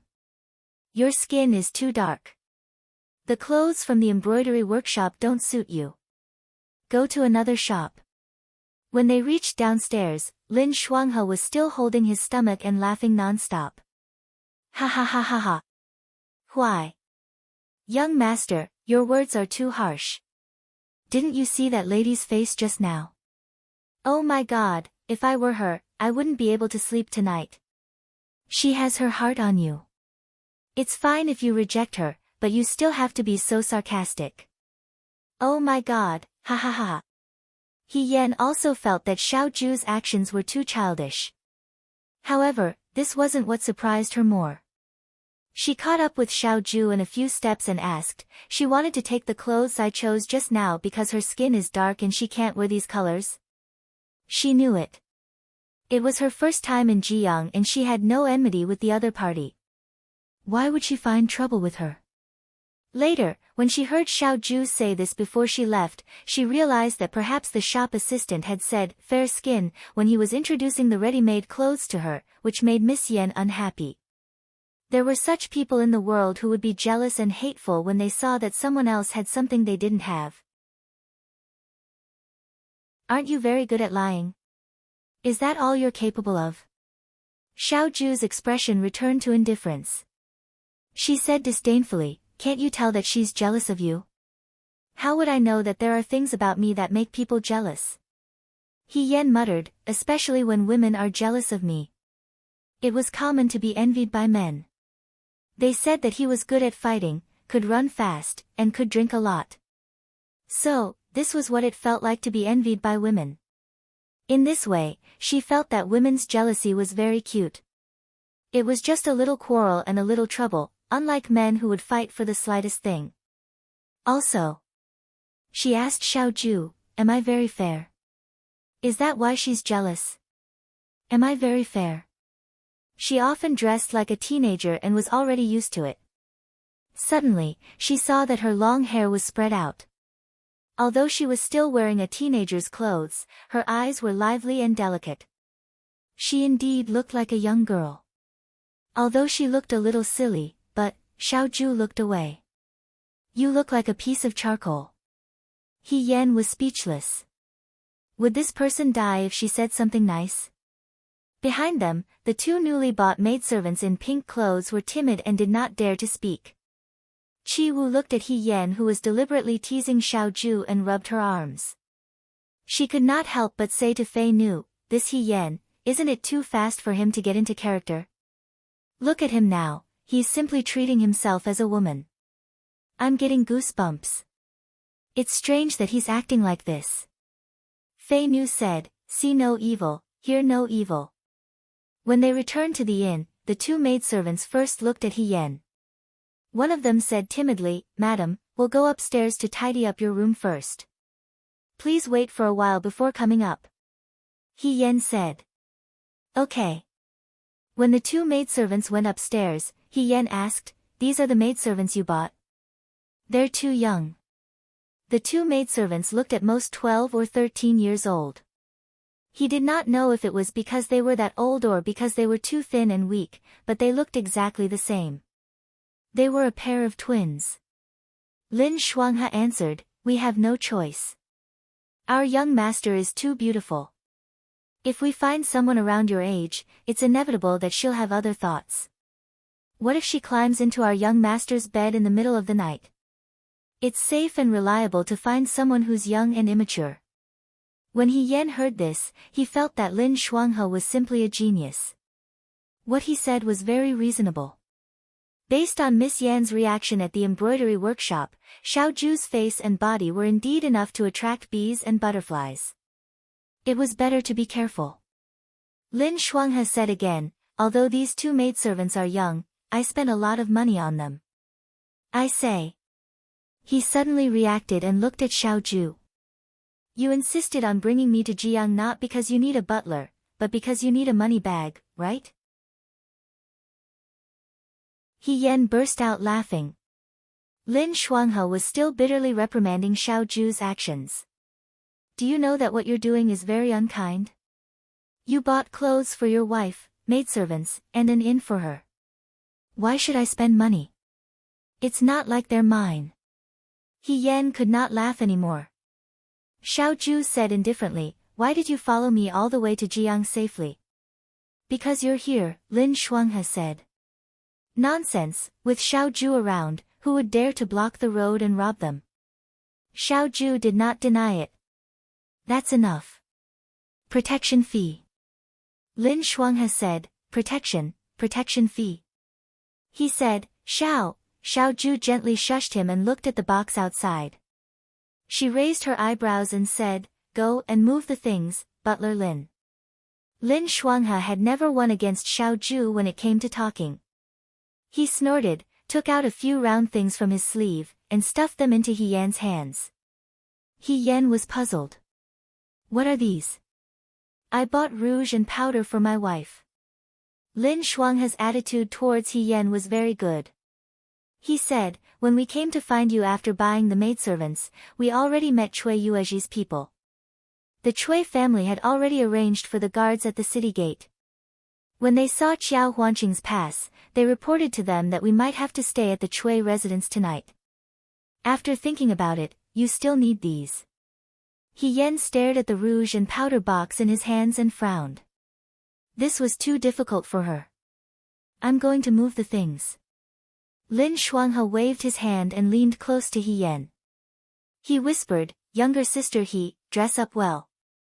Let those blind people see how beautiful you are. I have high hopes for you. Tonight, you will be the most beautiful pearl in Jiang City. He Yan. Thank you so much. A young maidservant's crisp voice came from the corridor. Madam, young master, we have finished tidying up the room. You can come in now. Xiao Ju said, let's go. He Yan put away the rouge and powder and walked upstairs with Xiao Ju. When they reached the door of the room, they stopped and asked hesitantly, you're going in too? Although they were husband and wife in name, but, were they going to stay in the same room? She still had to change her clothes. That was not good. Xiao Ju looked at her as if she was looking at an idiot. After a while, she said, I'm going to Lin Shuanghe's room. Call me when you're done. He Yan. Okay. She entered her room. The two maidservants retreated to the sides and looked at her with their grape-like eyes, carefully waiting for her orders. He Yan could not stand the maidservants' gazes. She sat down and asked politely, what are your names? My name is Cui Jiao. My name is Heng Qiao. He Yan nodded. Good name. Cui Jiao, Heng Qiao, I'm a little hungry now. Can you go to the kitchen downstairs and help me make some snacks? I want them fresh out of the oven. Just keep an eye on them, okay? The maidservants hurriedly nodded and said, okay, madam. We will go now. After Cui Jiao and Heng Qiao left, He Yan breathed a sigh of relief. She was not used to being served by others. Looking at the clothes and jewelry in the box, she felt a headache coming on. After thinking about it, she decided to wash her face first and wash her deliberately thick eyebrows. Now that she was traveling with Xiao Ju, she did not deliberately darken her face to save time. She had covered her face for an entire winter in the Liang province guards, so her face was already white. There was clean hot water in the room. He Yan washed her face, wiped it with a handkerchief, and sat down at the table. He did not know if it was because she was a year older, but Lady He's face was much more beautiful than a year ago. Her facial features were also more distinct. She used to be a charming little beauty, but now, the tackiness between her eyebrows had been washed away, and there was a trace of heroism and straightforwardness. Looking at her now, she was really quite attractive. She had seen too many men's clothes, so she was not used to seeing a woman's clothes. He Yan picked up the wooden comb on the table and first combed her long hair. Her gaze fell on the pile of cosmetics that Lin Shuanghe had given her. Rouge and lipstick. How should she use it? She could not remember clearly. She had used it a few times when she was Madame He. After that, she had maidservants to serve her, so she did not need to do it herself. She really did not know where to start. She picked up the conch mayonnaise on the table. She would start with what she was familiar with. He Yan moved her head closer to the mirror and began to seriously draw her eyebrows, one stroke at a time. She had just finished drawing one when someone knocked on the door. He Yan opened the door with the conch mayonnaise in one hand. The moment he opened the door, he saw Xiao Ju. He stuffed the box into He Yan's hands and said impatiently, "You forgot to bring your clothes." He Yan slapped her head. "Yes. I almost forgot." She did not even bring the clothes that were worth 200 gold taels, so why did she put on makeup? He Yan said to Xiao Ju, "Thank you." Xiaoju's gaze fell on her face. She was stunned and asked in disbelief, "What are you drawing?" He Yan said, "My eyebrows." "How's my skill?" The corners of Xiaoju's mouth twitched. She was used to dressing as a man, so she naturally drew her eyebrows thick and thick. That was why she looked like a young man with sharp eyebrows and bright eyes. Now that her long hair was loose and her face was dressed as a woman, she naturally had to draw a woman's eyebrows. He Yan drew the difference between a man and a woman. She drew her sharp eyebrows into curved eyebrows. Curved, thick, and thick eyebrows made it look as if there was an earthworm above her eyes. Moreover, it was the kind that was very fat. Xiaoju could not bear to watch anymore. She grabbed He Yan's arm and dragged her to the basin. She said coldly, "Wash it off." "Why?" He Yan raised her head. "I think it's quite good." Xiaoju looked down at her and sneered. "You think it's quite good?" "Okay," He Yan said softly. "It's not very good." "But so what?" She was good at what she did for men, but she was clumsy when it came to women. She did not do it overnight. "Where are the two girls?" "They went to the kitchen to prepare some food for me." He Yan quickly washed the eyebrows that she had drawn just now and wiped them dry with a handkerchief. She was discouraged and decided to go all out. "I only know how to draw eyebrows like this." "Why don't?" She opened her palm, revealing the conch shell in her palm. "You do it." She was just joking. She did not expect Xiaoju to look at her and reach out to take it. He Yan was really frightened this time. Xiaoju walked over to the window seat and saw that she was not moving. "Come here." He Yan instinctively walked over. He said again, "Sit down." He Yan sat down on the stool in front of her. However, she still felt that it was inconceivable. She asked, "Are you really going to draw for me?"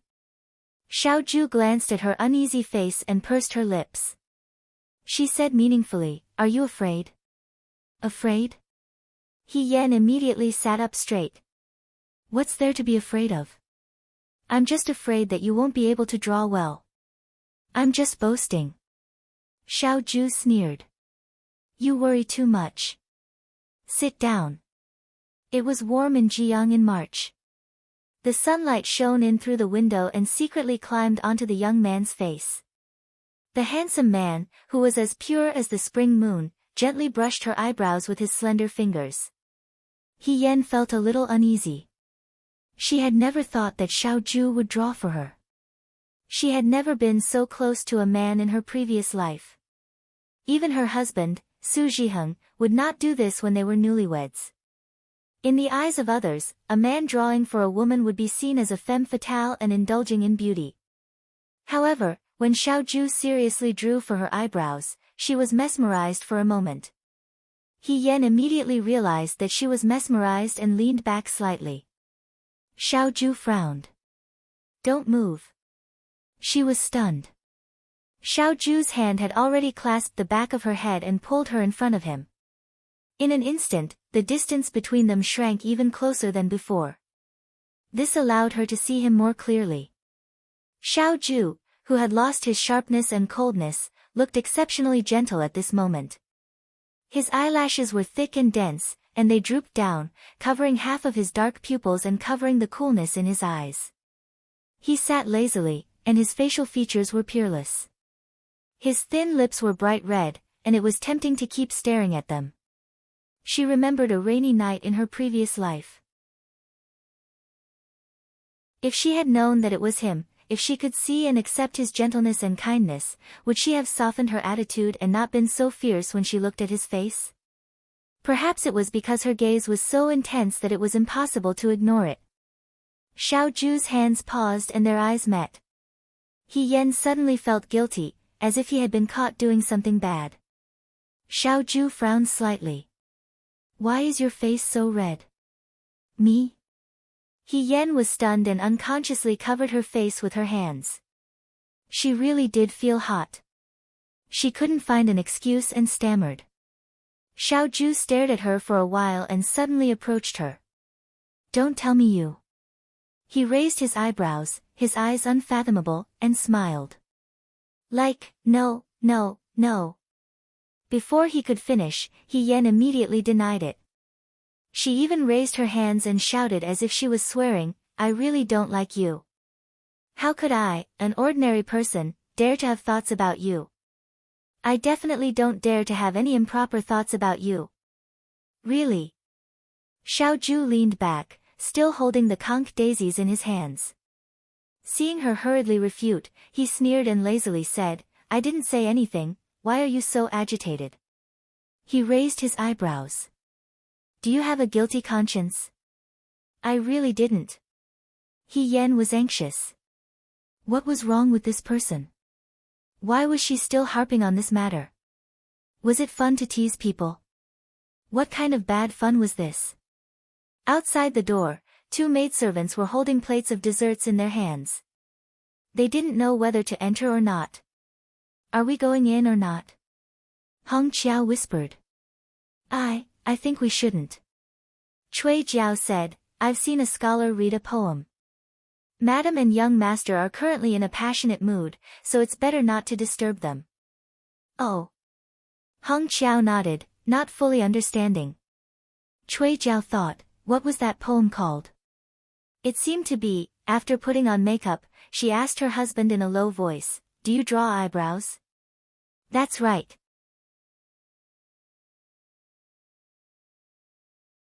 Chapter 131. After a while, she finally finished drawing her eyebrows. Yen snatched the conch from her hands and said, okay, you can go now. Xiaoju raised her eyebrows, don't you want to look in the mirror? I'll look at it with you after I'm done. Yen felt that her face would continue to burn as long as this person sat there, so it was better to send him out. She pushed and shoved him out of the door. When she opened the door, she was shocked to see Cui Jiao and Hong Qiao standing outside. Yen asked, why are you here? Cui Jiao was a little flustered, we brought some snacks over and saw that young master was drawing young mistress's eyebrows, so we didn't dare to disturb you. Yen, Xiaoju didn't feel uncomfortable at all and only said, take your time, I'll go find housekeeper Lin. The 2 maids followed Yen into the room. Hong Qiao followed behind Yen and said enviously, young master is so good to young mistress. Yen, what? He even drew young mistress's eyebrows personally. Perhaps because they were less afraid of Yen now, the 2 maids became bolder. Cui Jiao said, we've seen those loving couples, but they wouldn't go to this extent. Well, this illusion of an immortal couple was now a reality by a fluke. Yen smiled, do you know how to do makeup and comb hair? This was a little difficult for her. It wasn't that she didn't know how to tie a woman's hair, but she only knew the simplest kind. She was afraid that she didn't deserve the title of wealthy madam. We know how to do makeup. Hong Qiao is skillful, and her hair looks the best. Cui Jiao said, what kind of hair do you want today? Do you want light makeup or bright makeup? Yen was at a loss, I'm going to the banquet, as long as I don't lose my manners there, it's fine. She pointed to the box that Xiaoju had sent over. The clothes I'm going to wear today are all in there. Just pick one for me. Cui Jiao walked to the front of the box and picked up the tear gauze. She exclaimed, what a beautiful material. Madam, are these clothes worn by mermaids? Yen. Mermaids don't wear clothes. What, were the words mermaids written on their clothes? Why was everyone able to see it except for her? Yen said, I'm not going to wear this today. Help me pick out something else. It was 100 gold coins, at the very least, he had to wear it on the most important occasion to be able to afford this price. In any case, his body, hair, and skin were all given to him by his parents. What he looked like depended entirely on his parents. No matter how much she dressed up, that was all she could do. It was just that she had not been a woman for too long. Her heart, which had always been calm, was actually a little nervous. Hopefully, it won't be too embarrassing. In the next room, Lin Shuanghe was half leaning on the couch and drinking tea. Xiao Zhu sat in front of the table, wiping the evening zither. As Lin Shuanghe watched, he remembered that when he taught He Yan how to play the zither, He Yan's poor zither skills. Xiao Zhu was also an elegant person. She was good at zither, chess, calligraphy, and painting. But how could He Yan, a girl, play the zither and make such an unpleasant sound? If he went to the Cui family tonight, when Yuyan, He Yan would be asked to teach him a lesson. That would be fun. But, with Xiao Zhu around, he should be able to turn the misfortune into a blessing. You keep looking at me. Second young master Xiao was very perceptive. Is something the matter? No, nothing. Lin Shuanghe opened his fan. Why are you so suspicious? I was just thinking, how beautiful would my little sister He look if she wore women's clothes? Xiao Zhu stopped wiping the zither and slowly asked, is there something wrong with your eyes? Don't you think so? Not at all. Lin Shuanghe was unhappy. You can doubt my medical skills, but you can't doubt my taste in girls. I saw little sister He at first glance. She was definitely a beauty. She was in the Liang province guards, so she naturally dressed up in a dirty way to not let anyone discover her identity. But with those facial features, if she wore women's clothes, it would be amazing. Besides, even if you're stubborn, you still like her, don't you? Xiao Zhu sneered. Which eye of yours saw that I liked her? I saw it with both of my eyes. Xiao Huijin, if you really hated her, why did you have to play the hero and save the beauty in the embroidery workshop today? You couldn't stand seeing others bully little sister He, right? Lin Shuanghe sighed again. But I don't blame you. I feel that little sister He is always a bit stupid when interacting with girls. She can't even see such obvious jealousy. Tonight, we'll be guests at the Cui family. You know how many people there are in these big families. If someone makes trouble because of this, you have to protect little sister He well. What does that have to do with me? She's your wife now, young Master Qiao. Besides, if someone from the Cui family makes trouble for little sister He, there's an 80 to 90% chance that it's because of you. With that face of yours, you can do harm to beauties, but our little sister He is unlucky. You know that this girl isn't scheming in the ways of the world, but you're different. Take good care of her, take good care of her. He continued to blabber on and on. After talking for an unknown amount of time, the sky was about to darken. Lin Shuanghe finished the pot of tea, stretched, and sat up from the couch. He looked out the window. It's been so long. Is my little sister He done changing? Xiao Zhu had already finished wiping her zither and was leaning against the table, pretending to be asleep. Hearing this, she opened her eyes and said indifferently, go and call someone. It was getting late, and Cui Yuezhi's people should be here soon. Okay. Lin Shuanghe stood up. Qi Wu and Fei Nu were guarding outside the door. Several people looked towards He Yan's room. Lin Shuanghe coughed lightly and knocked on the door. Young madam, are you done? There was a flurry of sounds from inside, and Hong Qiao anxiously said, wait. Madam, you forgot to put in the hairpin.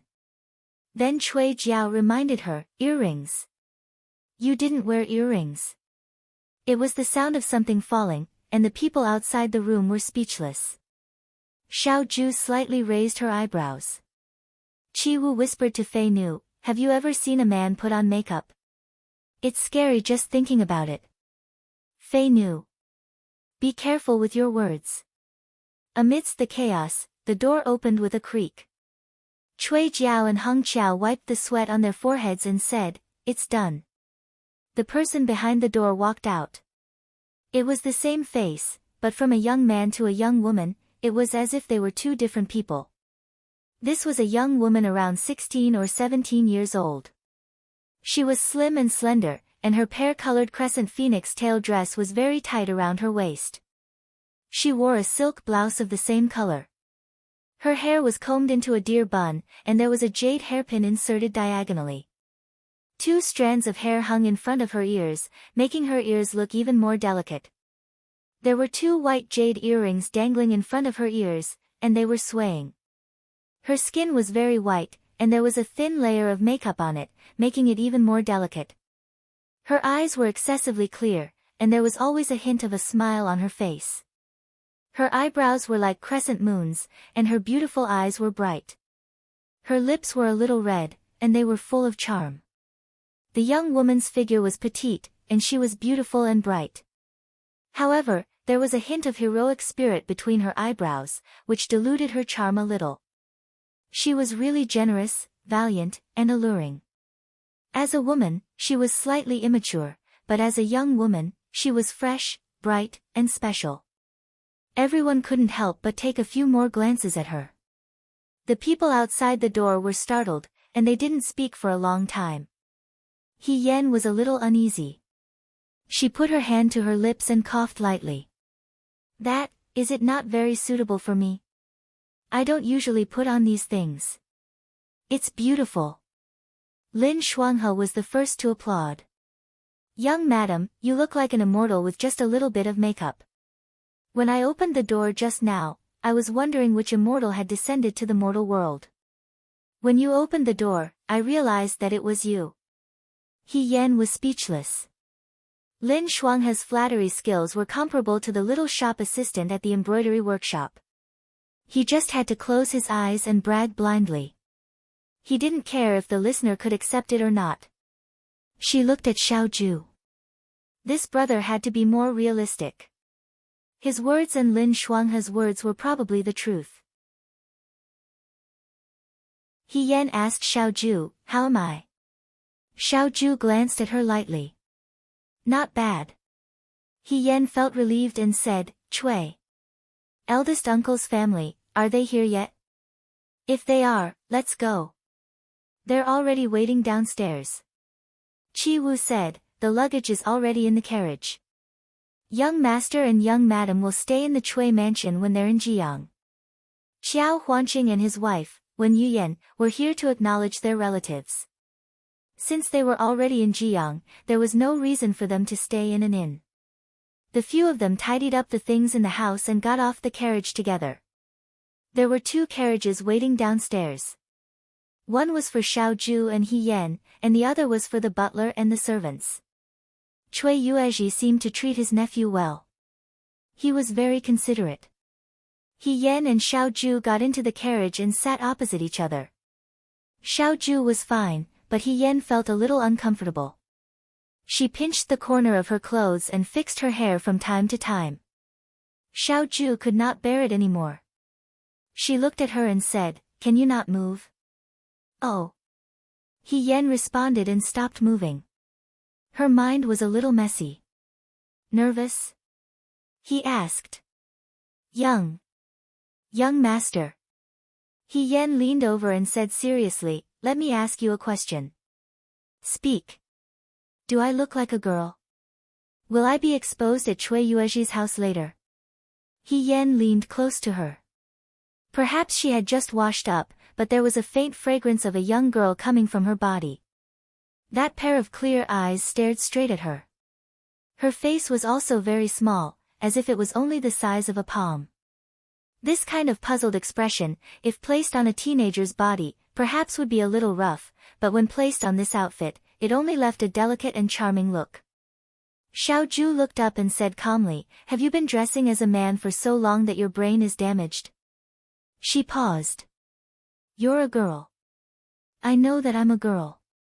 He Yen explained, but I'm used to being a man in the Liang province guards. Occasionally, my actions become smooth. If there's anything wrong, you have to remind me. Don't worry. He pulled up the corner of his mouth. No one will think that this face is a man's. He Yen said, then didn't you also not realize that I was a girl in Liang province? Xiaoju did not pay attention to her. After a while, He Yen reacted. She looked at him and said, did you mean that I don't look like a man at all? That I look very feminine and very beautiful? Xiaoju sneered. A girl would not ask such a shameless question. Then am I a girl or not? No. The carriage traveled for about the time it took to burn 3 sticks of incense before it stopped. The Chui family's carriage driver said, "Young Master Chiao, Madam Chiao, we've arrived." Chui Jiao and Hung Chiao got off the carriage first and helped He Yen down. Since she was a young mistress, she naturally needed people to wait on her. He Yen stood in front of the Chui family's gate and sized it up. The houses in Jiang were built differently from the ones in Shuo City in the northern lands. The houses in Shuo City mostly had vermilion-painted doors, which appeared grand and dignified. Because Jiang was close to the water, the houses were mostly black and white. They were elegant and lively. The front door was carved with a picture of the water god, which gave it a different kind of life. The servants here were also dressed in gauze, looking cool and light. An old servant with grizzled hair and dressed in a jade-colored robe came forward to welcome them, smiling as he said, "This must be young Master Chiao, and this should be Madam Chiao. This old servant is the Chui family's housekeeper, Zhong Fu. Sir has entered the prince's residence today, and the princess is staying for a banquet. I'm afraid that he won't return until late at night. This old servant is under Sir's orders to help young Master and Madam settle down. Young Master and Madam should rest well tonight. Tomorrow, Sir will host a banquet and treat everyone well." "She's not here." He Yen was a little surprised, but then he sighed in relief. It was good that she was not here. He could familiarize himself with the Chui family's rules first so that he could deal with whatever came his way in the future.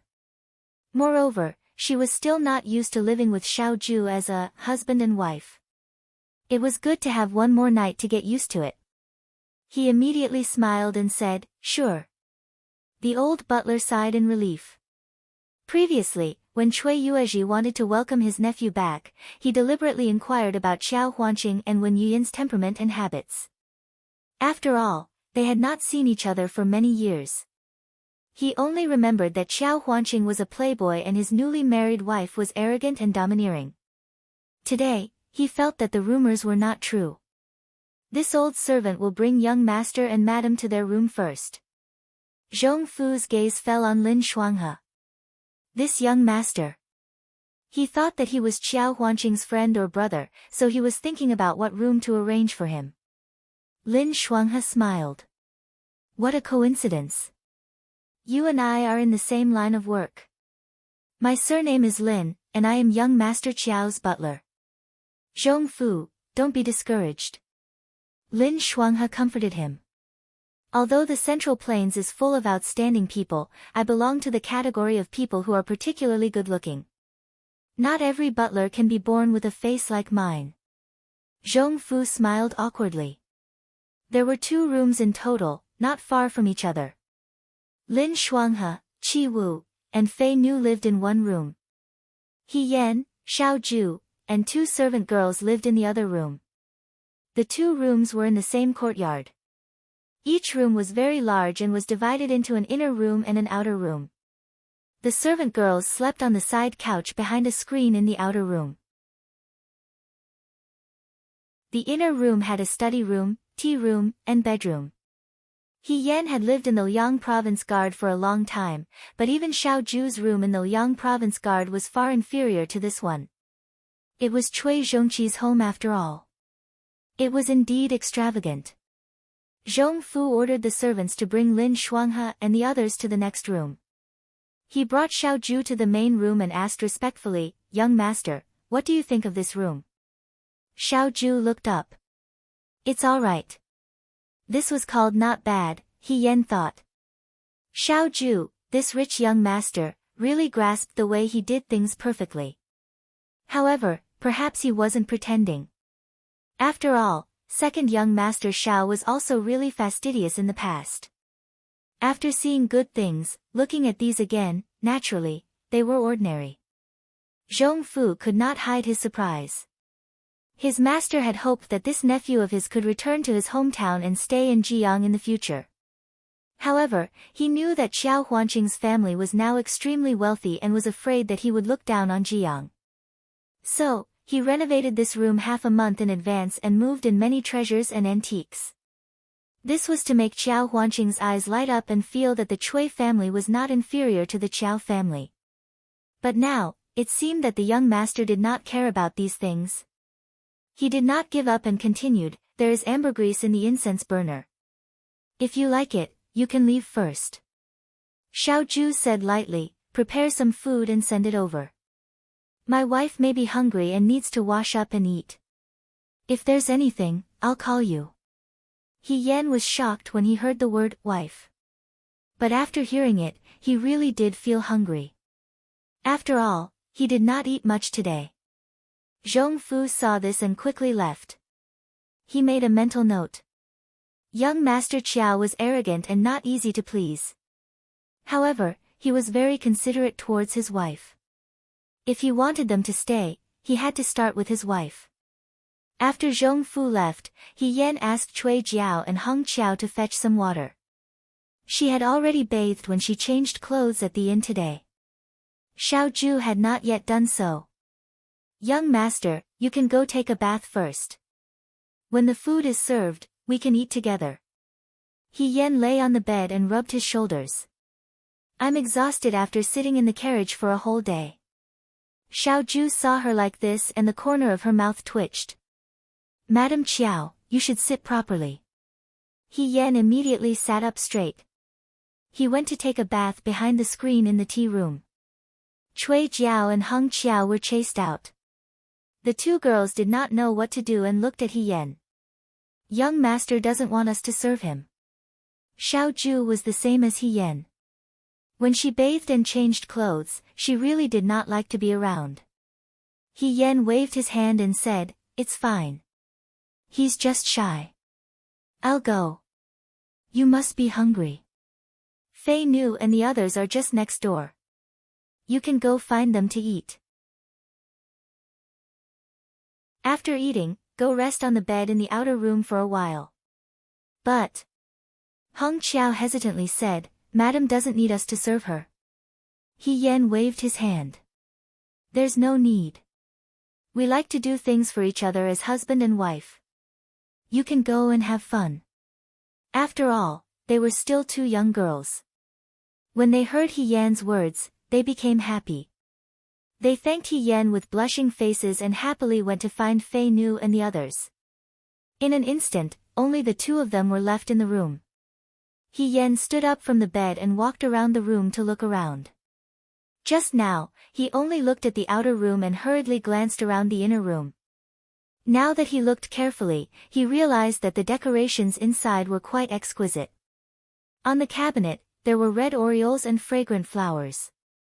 On the table, there were the 4 treasures of the study. In front of the small table, there was a chessboard. On the shelf, there was a pile of travel books. Under the tree by the window, there was a small pond with a few colorful fish swimming leisurely. At this moment, the sun was setting. Looking out of the window, it was really elegant and boundless. The people of Jiang were warm and unrestrained. The decorations were also like this. This kind of renovation must have been done specially for Qiao Huanqing. He Yan sighed in his heart.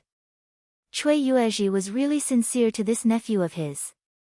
Unfortunately, the real Qiao Huanqing was a coward and did not particularly want to meet this uncle of his. She closed the window and turned around to light the oil lamp. The lamp holder was in the shape of mandarin ducks playing in water. There was also a beauty lantern in front of the small table, illuminating the room. When he heard that Qiao Huanqing and Wen Yuyan had been married for less than 3 months, they could be considered newlyweds. Cui Yuezhi was so considerate that he even had people decorate the bed meticulously.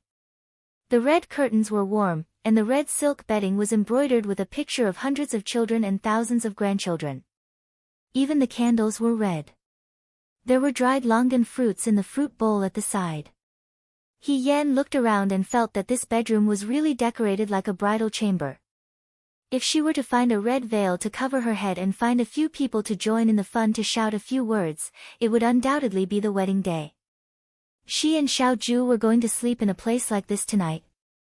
She did not think of this at first, but now that she thought of it again, she felt uncomfortable all over. The lights slowly climbed up the wall. He Yen saw that there seemed to be some kind of picture on the wall at the head of the bed.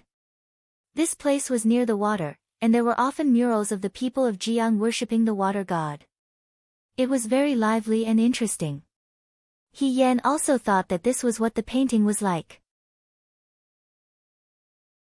She kicked off her shoes, picked up the beauty lantern, and climbed to the head of the bed. She held the lantern and looked at it carefully. After Xiaoju took a bath, she put on her inner clothes and underwear and walked out. The moment she walked out, she saw He Yen holding the lantern and looking carefully at the wall, the mural. It was as if she was studying a treasure map. Her face was serious and serious. He paused for a moment and stared at her for a while. He Yen did not react. She was so engrossed that she did not notice his arrival. He was silent for a moment and walked over. He walked to He Yan's side and bent down to look in the direction she was looking at. He Yan was lost in her thoughts when she suddenly heard a calm voice behind her. "What are you looking at?" Cough, cough, cough. She was shocked and almost choked to death on her own saliva. At the same time, Xiaoju also saw clearly what was painted on the wall. Little people who were honest with each other, and in all kinds of strange poses. His face turned cold and he said angrily, Yu Yan. Yes, yes, yes. He Yan was so frightened that he trembled. What are you looking at? This was supposed to be a question, but He Yan heard it as a question. He thought that Xiaoju didn't know what it was, so he answered timidly, Chun too, you haven't seen it before? Xiaoju's face turned ugly and she was almost angry. I'm not asking you. Ever since He Yan was reborn, he had interacted with Xiaoju for so long. It wasn't that he hadn't seen Xiaoju angry before, but when he was angry, he was also cold and indifferent. It was the first time Xiaoju had directly released his anger like today. But why was he so angry? Was it because she did not call him when she was looking at the painting? I saw you bathing in there by chance. If you want to look at it first, then look at it first.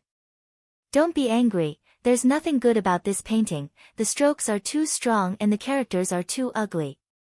If you like, there are many more paintings that are more beautiful than this. He Yan replied timidly, I'll find them for you. Xiaoju was so angry that he almost vomited blood. He sneered, really? You've seen a lot of them? Not a lot. He Yan said, maybe, more than you. In his previous life, when he was Hirufei, many of his brothers in the tents secretly hid such treasure paintings. When they were bored at night, they would take them out and share them with everyone. He Yan was also forced to look at many of them. At first, she was ashamed and angry. Later, she became numb to it. In the end, she could comment on it without batting an eyelid. It had only been a few years. She was so proud of such unsightly words. She really did not know what was good for her. Xiaoju sneered in his heart. He suddenly pushed her against the wall and placed one hand on her side. The man's body was on top of her and she could smell the familiar scent of the moon qilin. His gaze was as sharp as lightning, and there was a hint of frivolity at the corners of his eyes. His voice was hoarse and deep, and his dark eyes stared straight at her as he said lightly, Then do you want to give it a try?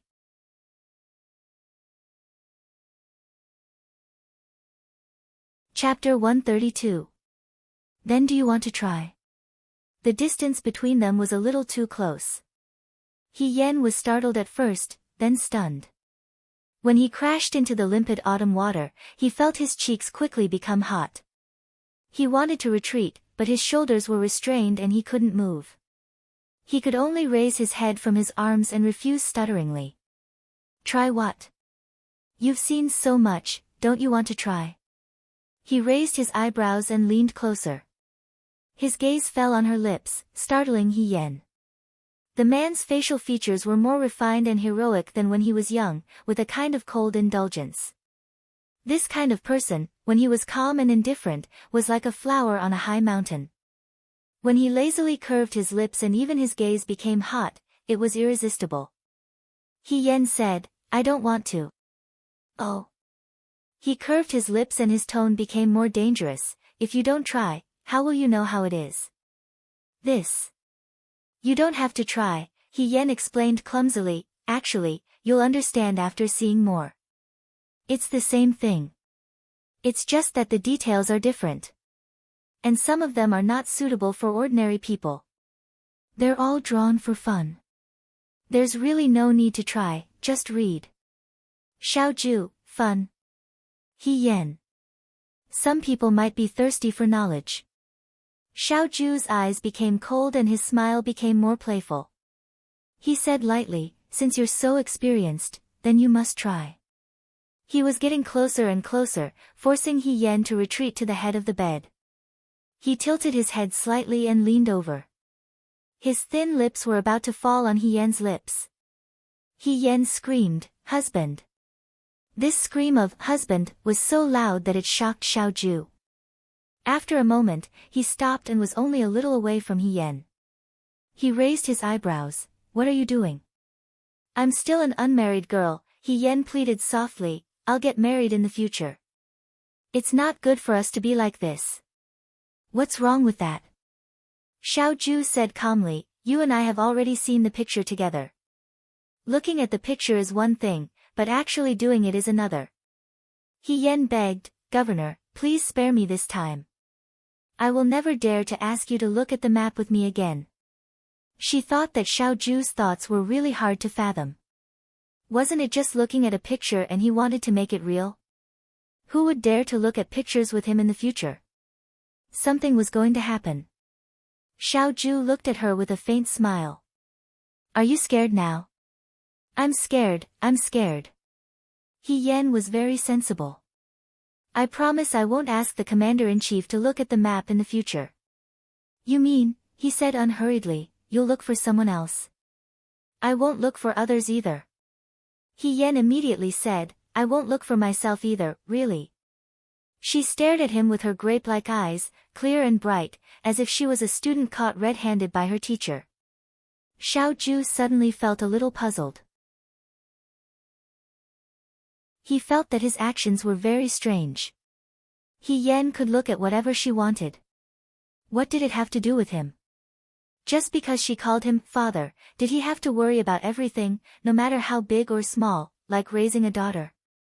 But then again, how did her father raise his daughter? How could he raise such a strange person who did not know what shame was? He suddenly released He Yan's hand and glanced at the painting on the wall. It was difficult for Cui Yuji to be so meticulous. He even thought of the interesting things that happened last night for his nephew. However, there was really no use for it. He casually pulled the satin cloth from the small table and covered the picture on the wall. Then, he inserted 2 silver needles into the wall and firmly nailed the satin cloth. At this point, He Yen finally understood. It turned out that Xiaoju hated looking at this painting. Thinking about it, second young Master Zhao's eyes were as pure as ice and pure as jade. This kind of filthy painting would definitely dirty his eyes. She was really particular. After he finished all this, he got up and walked to the side of the room. He found a mattress from the short yellow wooden cabinet and laid it on the soft bed in front of the window. The soft bed was for guests to sit in front of the window and enjoy the beautiful scenery outside while eating snacks and tea. He Yen saw this and was stunned for a moment. He asked, "Commander-in-Chief, are you sleeping here tonight? Otherwise?" He Yen hesitated. "Actually, you can sleep on the bed with me." Xiaoju stopped arranging the mattress and looked at him. He said coldly, "I think you are very brave." "No, I know what you are worried about," He Yen said. "We only need 2 mattresses. When I was in Liangzhou, I also slept in a large shared bed. It was not a big deal for more than 10 people to sleep in one bed. Moreover, I believe in your character. You will not tarnish my reputation." Xiaoju sneered. "But I don't believe in your character. I am afraid that you will tarnish my reputation." He Yen, she did not know how to respond. She saw Xiaoju lay down after arranging the mattress. She thought for a moment, blew out the lamp, and lay down as well. In the room, only the moonlight outside the window shone on the floor in front of the table. It was covered with a layer of silver frost. When they were young in the Xianchang mansion, the two of them slept in the same room. They were quite far apart. He Yan slept alone in the same room because he Yuanliang had specially informed Shi Bao. Now that he was sleeping in the same room as Xiao Ju, he felt a little like he did in the past. She lay flat. The mattress under her was soft and warm. He Yan asked, "Are you asleep?" Xiao Ju did not answer. He Yan continued, "I don't think so." "They are." "Young master, let's talk." Xiao Ju still ignored her. "Why did we come to Jiang?" She only knew that they came to Jiang to accompany Xiao Ju. However, she did not know what they were going to do. In the dark night, Xiao Ju's voice sounded. "We are looking for someone." He Yan was stunned. He did not expect Xiao Ju to answer. He asked, "Who are you looking for?" "Chai Anshi." "Who is Chai Anshi?" The room was silent for a moment. Then, Xiao Ju said, "He is my father's subordinate." "Xiao Zhongwu's subordinate?" He Yan was stunned. During the Battle of Mingshui, Xiao Zhongwu's most trusted subordinates died in battle. Since Xiao Ju said that he was a subordinate, it sounded like he was a very trusted person. Could this person still be alive and in Jiang? Jiang was the territory of the vassals. There were very few people from the Central Plains who came here. Even if there were, they would just pass by and would not stay for long. Chai Anshi looked like he was hiding from someone in Jiang. Could it be that he was hiding from Xiao Ju? However, why would he hide from Xiao Ju? Xiao Ju was Xiao Zhongwu's son. He should be loyal to him. Perhaps a general's mind was especially sensitive in this aspect. He Yan immediately thought of something. Could it be that there was something wrong with Xiao Zhongwu's death during the battle? After all, Xiao Zhongwu's defeat during the Battle of Mingshui was too tragic. Everyone said that he was headstrong and self-opinionated. However, based on Xiao Zhongwu's past achievements, he was not a headstrong person. Perhaps Xiao Ju came here because of what happened back then. The person who knew about it was no longer around. However, Chai Anshi was still alive. It was indeed suspicious. He Yan thought for a moment and said, "We will definitely find this person." In the dark night, he seemed to hear Xiao Ju chuckle. He asked, "Why did you come to Jiang?" "Me?" He Yan was puzzled. "Didn't you ask me to come?" Xiao Ju snorted and said, "Even if I didn't ask you to come, you would still find a way to follow me, wouldn't you?" He Yan's heart skipped a beat. This person was too sensitive. She indeed had an ulterior motive. She still hoped to find Lu Buwang in Jiang. However, she would not say this to Xiao Ju. "You're too suspicious." He Yan made up a story. "This time, I came purely for you. As long as you need me, I will not hesitate to climb a mountain of swords or dive into a sea of fire." Xiao Ju was silent for a moment and said, "Flattery." He Yan said, "What else can you say other than flattery?" "Big words." "What else?" "Falling from the sky." "What else?" "Deceiving the heavens and concealing the earth." He Yan was speechless. She said, "Young master, do you know that you are really childish now?" Xiao Ju said, "Sleep." He no longer paid attention to her. The spring night was still chilly. For some reason, He Yan did not feel cold, perhaps because there was someone by his side tonight. He happily got into bed. The bed was warm, and he fell asleep in an instant. The next day, when He Yan woke up, Xiao Ju was no longer in the room. She was stunned for a moment. She guessed that the sky had just brightened, but Xiao Ju had actually woken up earlier than her. He Yan stood up, hurriedly washed up, and put on an outer robe. At a glance, he saw Xiao Ju sitting on the stone bench in the courtyard. A dirty wild cat was lying on the stone table in front of him, and it was eating the food in his hand. He Yan walked closer and saw that he had taken a plate of pastries from somewhere. He was pinching them into small pieces and feeding them to the wild cat in front of him. When the wild cat saw that someone had come, all of its fur stood up. It did not know which pond it had rolled in, but its fur was stained with dirty water, and it had congealed into small pieces. "Why is there a cat here?" He Yan asked. He wanted to touch it, but the cat immediately bared its teeth. He Yan retracted his hand and said, "It's quite fierce." Xiaoju glanced at her and said, "I picked it up." The young man's fingers were long and slender, and he was very patient as he broke the pastries into small pieces. The cat was probably very good at judging people's looks. It was very gentle towards Xiaoju, and it was eating while softly calling out, "Mimi." Needless to say, it was quite beautiful. He Yan could not help but ask, "Young master, don't you love cleanliness the most?" Phew, when he was with her, he despised her in every way, and even pulled up his sleeves to wipe the dust off. Why, when he was with a dirty wild cat, he became generous. "It depends on the situation," Xiaoju said slowly. He Yan thought to himself, what did he mean by depending on the situation? Did he mean that she was worse than a cat? As he was thinking, Xiaoju finished feeding the cat the last piece. She patted the cat's head, and the cat was smart. It arched its body, jumped up the wall, and disappeared in a flash. He Yan stared blankly. At this time, Cui Jiao's voice sounded from outside, "Young master, young mistress, the kitchen has sent breakfast." He Yan felt hungry and said, "Let's go and eat something." Xiaoju washed her hands and followed He Yan into the house. She saw Lin Shuanghe take out the silver needles from the food and said, "Eat it. I've tested it. It's not poisonous." After saying that, he whispered angrily, "The difference between people is too big. Why can't we eat as much?" He was now housekeeper Lin, but he could not eat with Xiaoju and He Yan. He had to eat with Qi Wu and Fei Nu. He could not even taste it, in case someone found out. Xiaoju said, "Scram." Lin Shuanghe scrammed and left. Heng Qiao stood behind He Yan.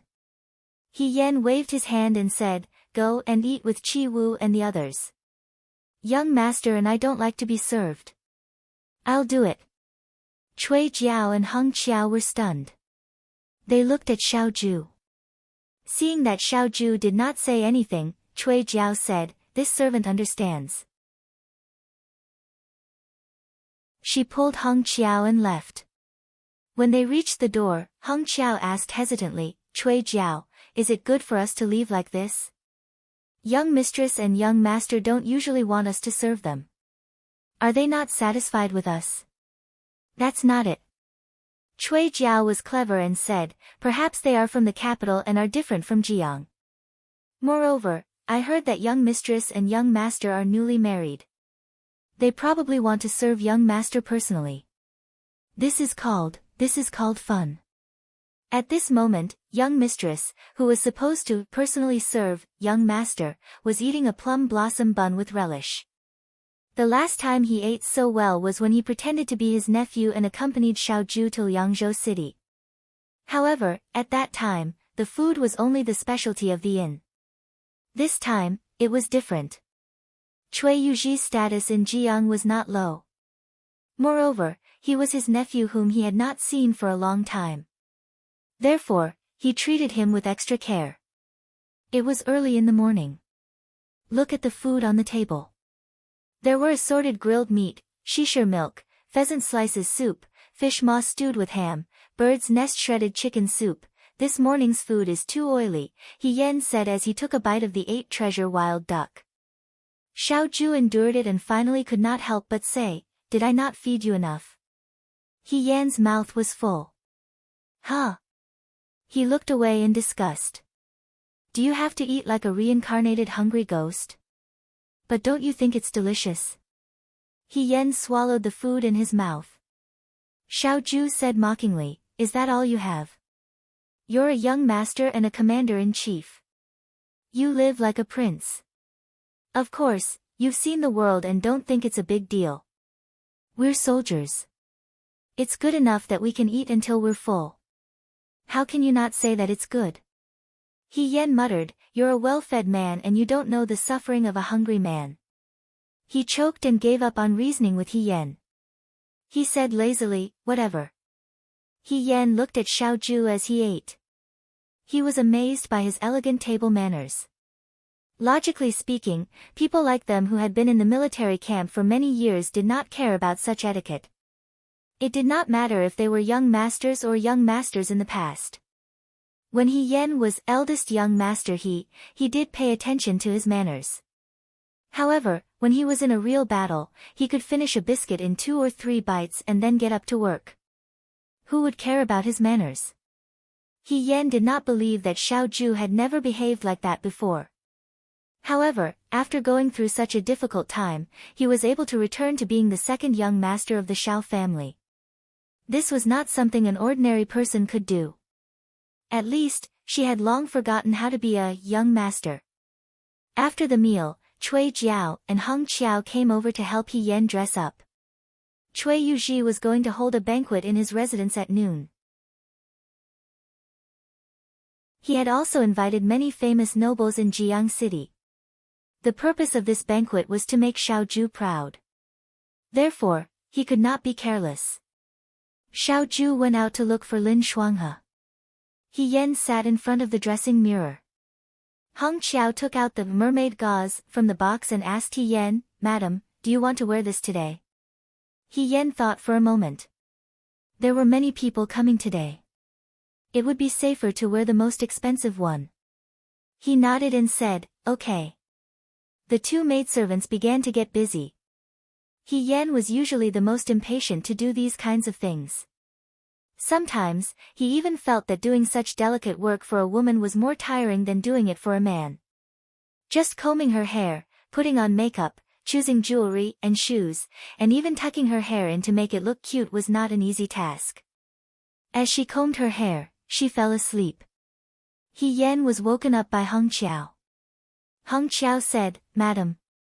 He Yen opened his eyes and asked in a daze, Done? Done. Cui Jiao smiled at the side.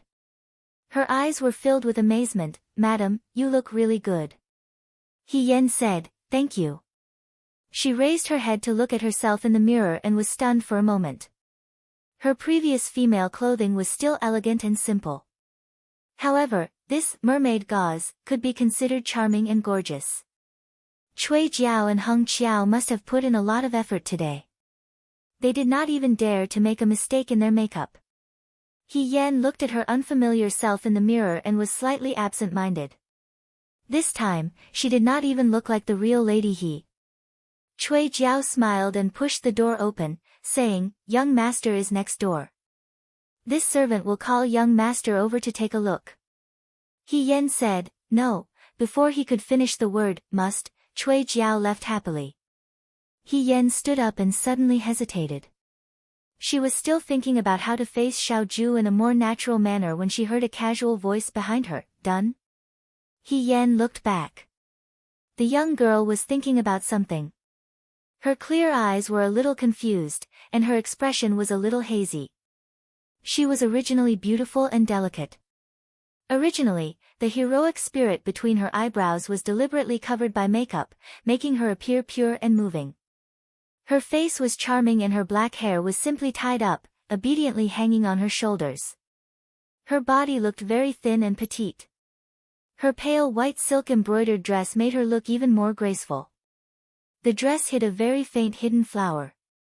When the sun shone through, it looked like the scales of a mermaid, glowing with a faint blue-purple gold powder. Her entire being was enveloped in a layer of magnificent colors, as if she was a legendary mermaid who had just climbed onto the shore and had just arrived in the mortal world. Xiao Ju's gaze paused. Lin Shuanghe's voice came from behind, I want to see what a dress that costs 100 gold coins looks like. Let me see, let me see. His noise suddenly disappeared when he saw He Yen. Only amazement remained in his eyes. Qi Wu and Fei Nu, who had followed closely behind, also saw. Fei Nu was fine, but Qi Wu seemed to have suffered a huge blow. This person, can actually be so beautiful when dressed as a woman? They couldn't tell that he was a man at all. It was too scary. He Yen was at a loss as to what to do. He felt like he had become a monkey on the stage for everyone to admire. He grabbed the corner of his clothes and said pitifully, "Isn't this a little too much? Wasn't it just attending a banquet? Was there a need to dress up like this? Wasn't it too grand?" It would have been better if she didn't make this expression. Once she did this, her eyebrows seemed to frown, and she suddenly looked delicate and pitiful. Xiao Ju said indescribably, "Don't talk with this expression." But. Lin Shuanghe became excited. "This is great, it's just right. This dress that costs 100 gold coins is indeed a dress that costs 100 gold coins.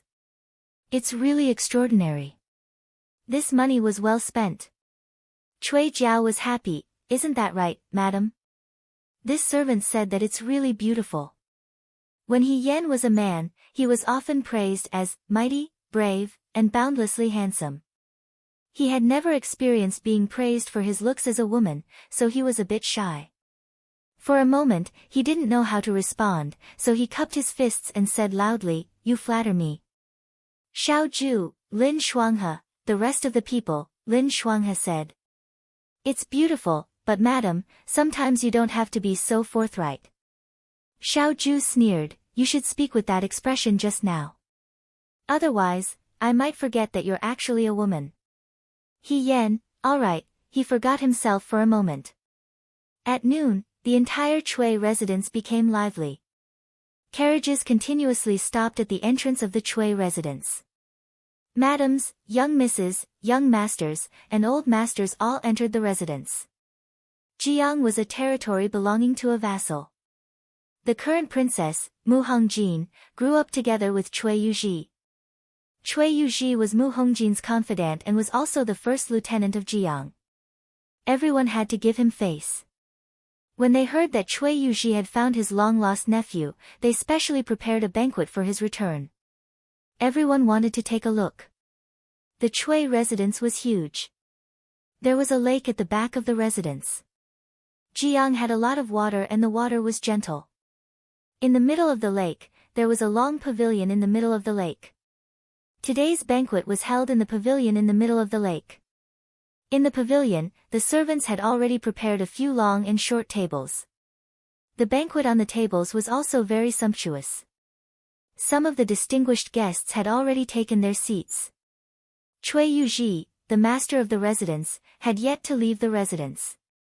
He didn't have a wife and only had 4 concubines. Therefore, the only one who helped to greet the guests was the old housekeeper, Zhong Fu. Next to a woman on the right side of the pavilion sat a young girl dressed in pink. This young girl was delicate and charming. Her skin was slightly darker, so she had put on more makeup. This made her look less barbaric and more melancholy. She frowned impatiently and asked, "It's already so late. Why aren't young Master Chiao and his wife here yet? What's the hurry?" The woman next to her, who was probably her mother, smiled and comforted her. "The banquet hasn't started yet. Moreover, Lord Cui hasn't arrived yet. How can young Master Chiao show himself first? Min, are you hungry?" Yen Min, who was the young girl dressed in pink, frowned and said, "I'm not hungry. It's natural for us to wait for Cui Zhongqi. However, I heard that Cui Zhongqi's nephew was adopted by a merchant after he left Jiang City. Now, he's just a merchant.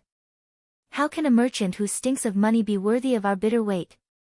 Does he really think he's a big shot?" After all, the noble families in Jiang all knew that Xiao Huanqing was a merchant. Although they came to the banquet today because of Cui Yuezhi, they didn't think highly of Xiao Huanqing in private. They just wouldn't say it out loud like Yen Min, Shoo, Madam Yen hurriedly covered her mouth. "Don't talk nonsense. No matter what, he's still Lord Cui's nephew. I think he's spoiling you too much. That's why you're so lawless. Didn't you see that Lord Cui set up a banquet today to welcome young Master Chiao? Do you think Lord Chui will be happy if you say that young Master Chiao is bad? So what? Yan Min said disdainfully, Lord Chui and my father are friends. He won't blame me. Oh you. Madame Yen wanted to stop her beloved daughter from speaking without thinking, but she couldn't bear to really scold her. Yan Min's beautiful eyes turned. She thought for a while and said disapprovingly, I think that maybe he hasn't seen such a big event before. He's hiding somewhere and doesn't dare to come out. He's waiting for Cui Zhongqi to help lead the way.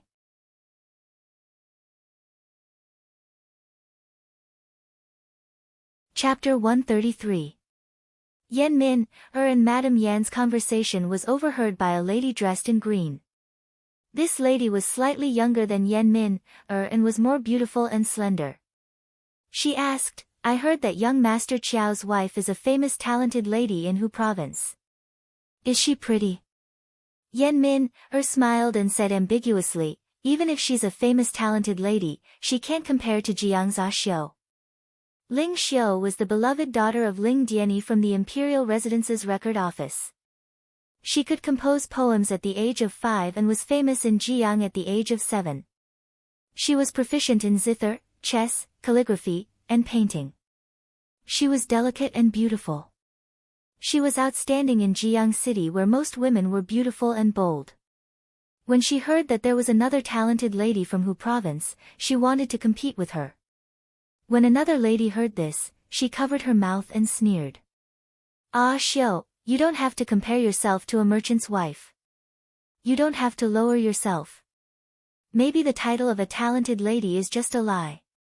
You're just putting on a golden coat for yourself. Ling Xiu laughed too. If young Master Chiao really stays in Jiang, he won't be a merchant in the future. A merchant is a merchant. The stench of money is in his bones.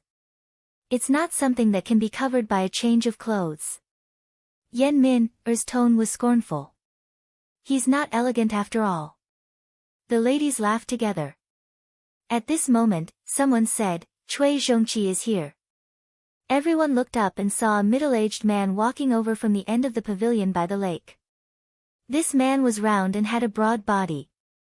He looked simple and honest, and his smile was amiable, like the Maitreya Buddha. He wore a black martial attire and was in high spirits. When he reached the entrance of the pavilion, he handed the long spear in his hand to his subordinate and said with a smile, Everyone is here. Everyone quickly stood up and greeted Cui Yuezhi. In Jiang, Cui Yuezhi was second only to one person. Therefore, everyone in the imperial residence had to give him face. Cui Yuezhi turned around and asked Zhong Fu, Are Huanqing and the rest here? I've sent someone to invite them. Zhong Fu smiled. They should be here soon. Yesterday, Cui Yuezhi had a discussion with the princess in the imperial residence. He accidentally drank a few cups and stayed in the imperial residence. This morning, he had a quarrel with the group of stubborn old men. He had not seen his nephew until now. He touched his chin and said, I wonder how my nephew looks like.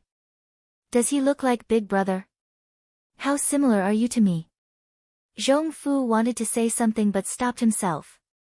To be honest, apart from his gender, that young Master Chiao had nothing in common with the Cui family.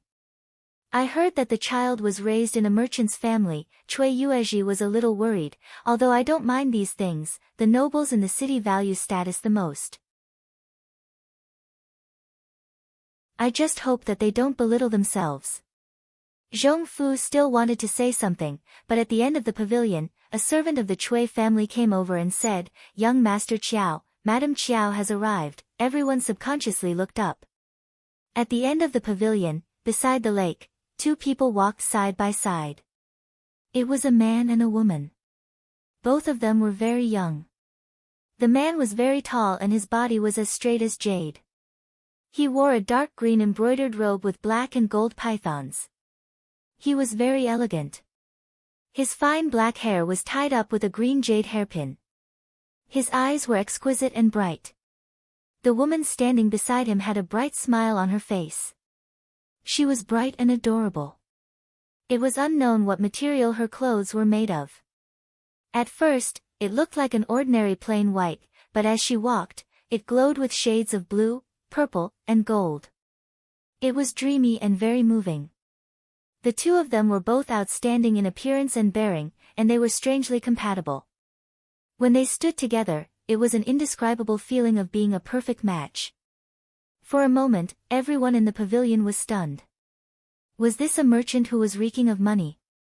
Could a merchant have such extraordinary charm? Cui Yuezhi was also stunned. Was this his elder brother's son? His elder brother's appearance was 70% similar to his. Not to mention handsome, just the word slender was difficult to achieve. This was a little too good-looking. Yen Min was stunned. Suddenly, her face became extremely ugly. She knew these two people. This woman was the one who embarrassed her in the embroidery workshop that day. This man was the one who mocked her for her dark skin. After she returned to the residence, she couldn't take it lying down. She didn't expect that these two people were the nephew and niece-in-law that Cui Yuezhi found. She was so angry that she wanted to vomit blood. At the side, Ling Xiu's gaze fell on Xiaoju. She was a little dazed. She only muttered, "There's actually such a good-looking man in this world." Jiang was different from Shuajing. The female lead was beautiful and bold, while the male lead was masculine and brave. It was probably because things were rare that was precious. Just like how a talented woman like Ling Xiu was highly sought after in Jiang, a handsome, noble, and elegant man like Xiaoju was really rare. All the unmarried women at the banquet stared at him like wolves staring at meat. He Yan also noticed these covetous gazes. He secretly cursed in his heart. Xiaoju's face really attracted bees and butterflies wherever he went. Lin Shuanghe followed behind the two of them. At first, everyone thought that he was Xiaoju's relative or friend. When they found out that he was the housekeeper, they were also shocked. They probably didn't expect that the conditions to be a housekeeper in Huzhou would be so harsh. Cui Yuezhi arranged for Xiaoju and He Yan to sit on the right side of his long seat. Huanqing. Cui Yuezhi looked at him with a smile. I really didn't expect you to be so good-looking. He really made the Cui family proud. In Jiang City, no one was more outstanding than the young man in front of him. When Cui Yuezhi was young, he was ridiculed behind his back for being a round ball. He was vulgar and fat. Before Qiao Huanqing returned, he heard rumors in Jiang City and was waiting to see another little fat ball. Who knew? He really made them proud. The Cui family wiped away their shame. Good. Xiaoju nodded calmly. Cui Yuezhi's gaze fell on He Yan again. He smiled and said, niece-in-law looks young too. How old are you this year? He Yan said, almost 17. 17 is good. The more Cui Yuezhi looked at He Yan, the more satisfied he was. His nephew and niece-in-law were both good-looking. Their children in the future would be even more good-looking. The Cui family's bloodline would definitely be stronger with each generation. When he thought of this, he felt very gratified. He even wanted to go to the ancestral hall and burn 2 sticks of incense for his elder brother. Today's banquet in the middle of the lake is specially held to welcome the two of you. Cui Yuezhi smiled and said, do you think it's all right? Xiaoju said, it's very good. Thank you, uncle. The word uncle immediately pleased Cui Yuezhi. He smiled so widely that his face was about to burst. He said to the crowd, as you can see, this is the only son of my deceased elder brother. He's my nephew.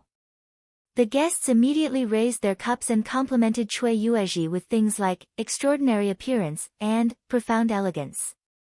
They also congratulated Cui Yuezhi for reuniting with his family and so on. Cui Yuezhi was even happier.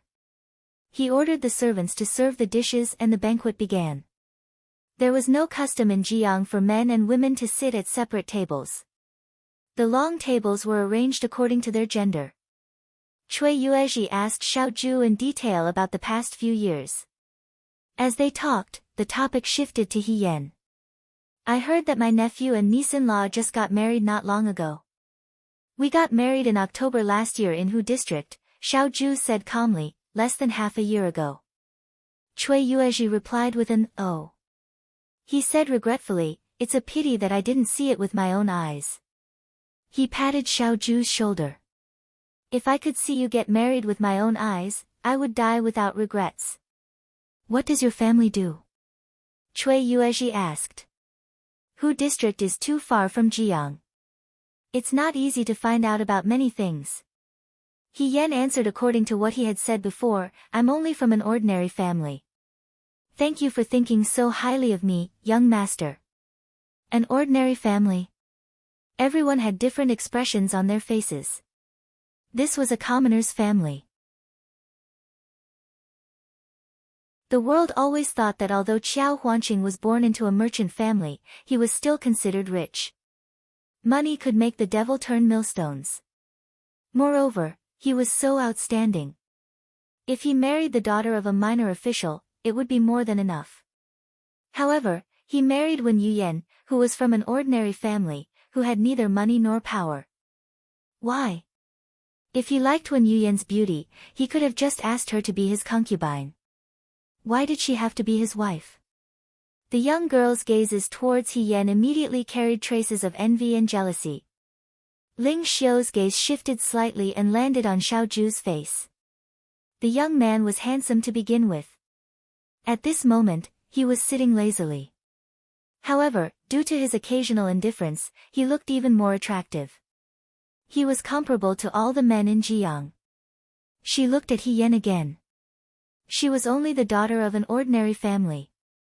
How could she be compared to her in terms of appearance and status? A trace of unwillingness surfaced in her heart. Wen Yuyan was not worthy of Qiao Huanqing. She was the only one who deserved to stand side by side with Qiao Huanqing.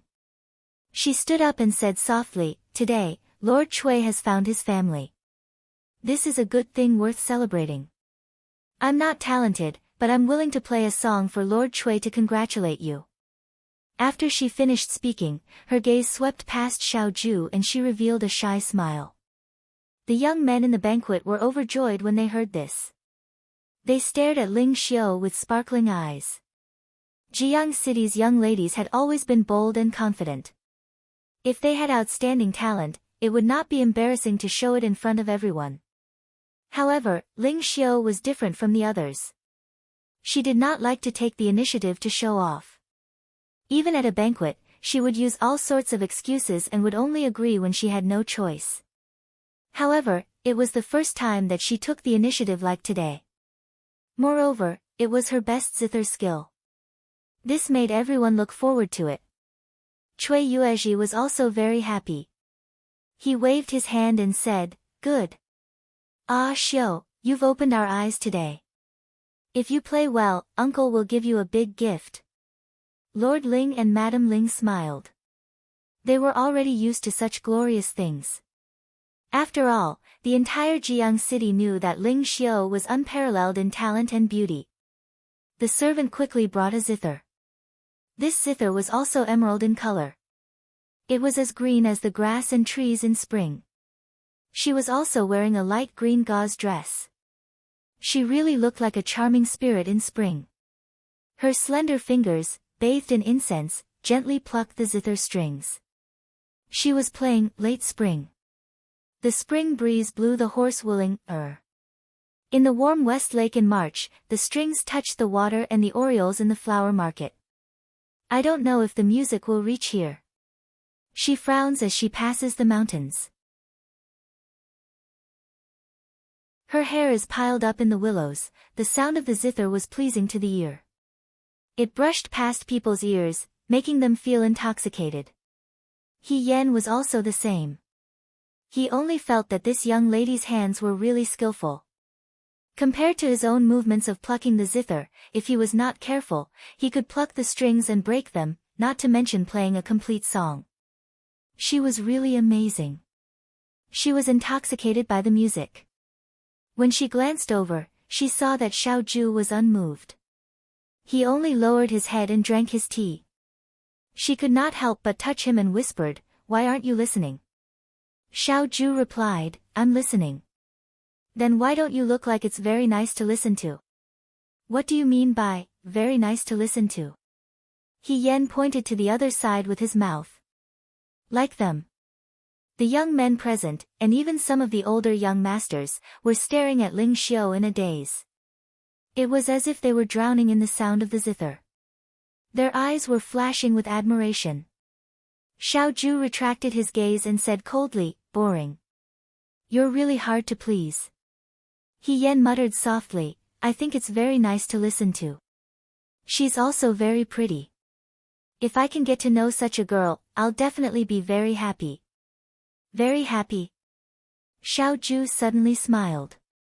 He looked at him and said with interest, I hope you'll be as happy from now on. He Yan did not understand what he meant. He only said, of course I'll be happy from now on. While they were talking, Ling Xiu had finished her song.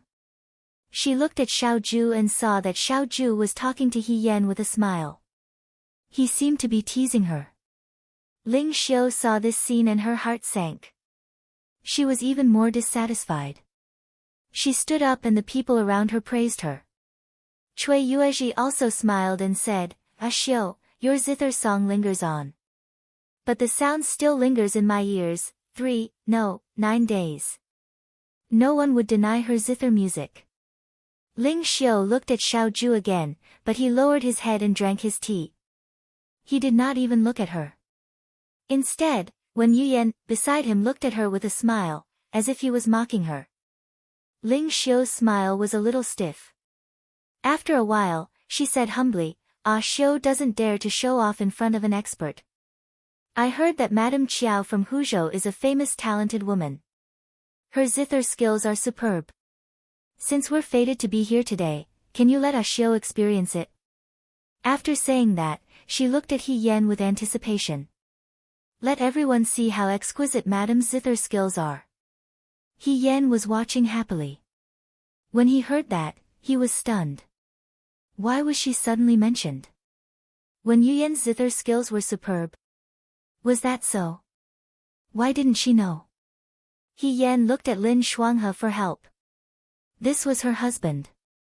Lin Shuanghe turned his head away as if nothing had happened.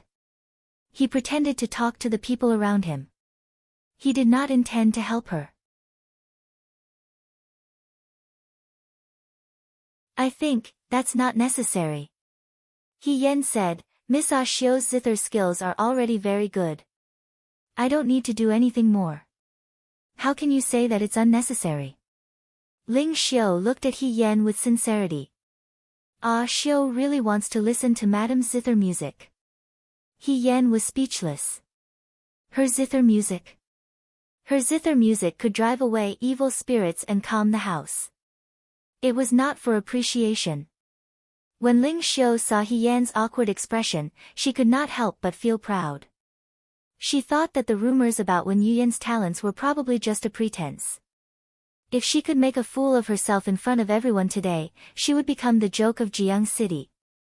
Yan Min, who had always been at odds with Ling Xiu, could not help but gloat when she saw this scene. Previously at the embroidery workshop, although it was Xiao Zhu who said those sarcastic words, Yan Min, blamed He Yan for it.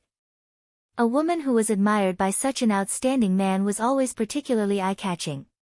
Especially when she did not look special, she made people feel that she did not live up to her reputation. He Yan looked at Xiao Zhu who was beside him. Xiao Zhu was drinking tea leisurely with a calm expression. No wonder, he said, I hope you can be as happy from now on. Did he already guess that this would happen? How did he know? This kind of strange thought was unpredictable. How could Xiao Zhu see through it? Did she have the ability to read minds? He Yan muttered in his heart. He reached under the table and secretly tugged at Xiao Zhu's sleeve. He whispered, Can you help me? Xiao Zhu said calmly, Didn't you learn it before? I didn't learn it, He Yan said, Lin Shuang had taught me before. He even said that I was already very good. But when I heard this girl play just now, I feel that my playing is not quite right. His words were tactful, but in fact, it was not just not quite right. It was ridiculously wrong.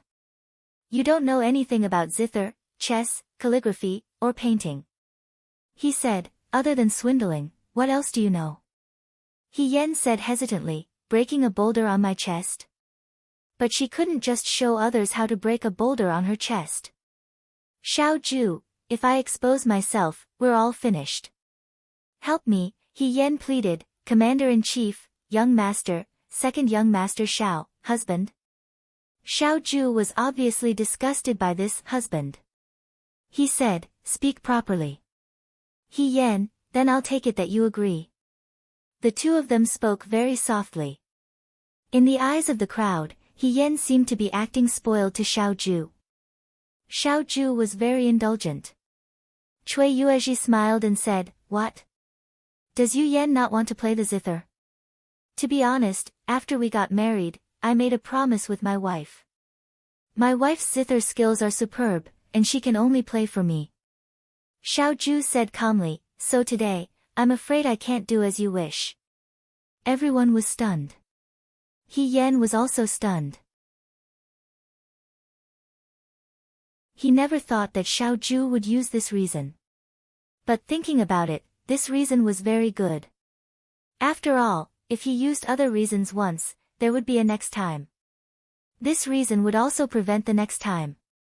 After all, there was no reason to break a promise. Ling Xiu's expression was stiff.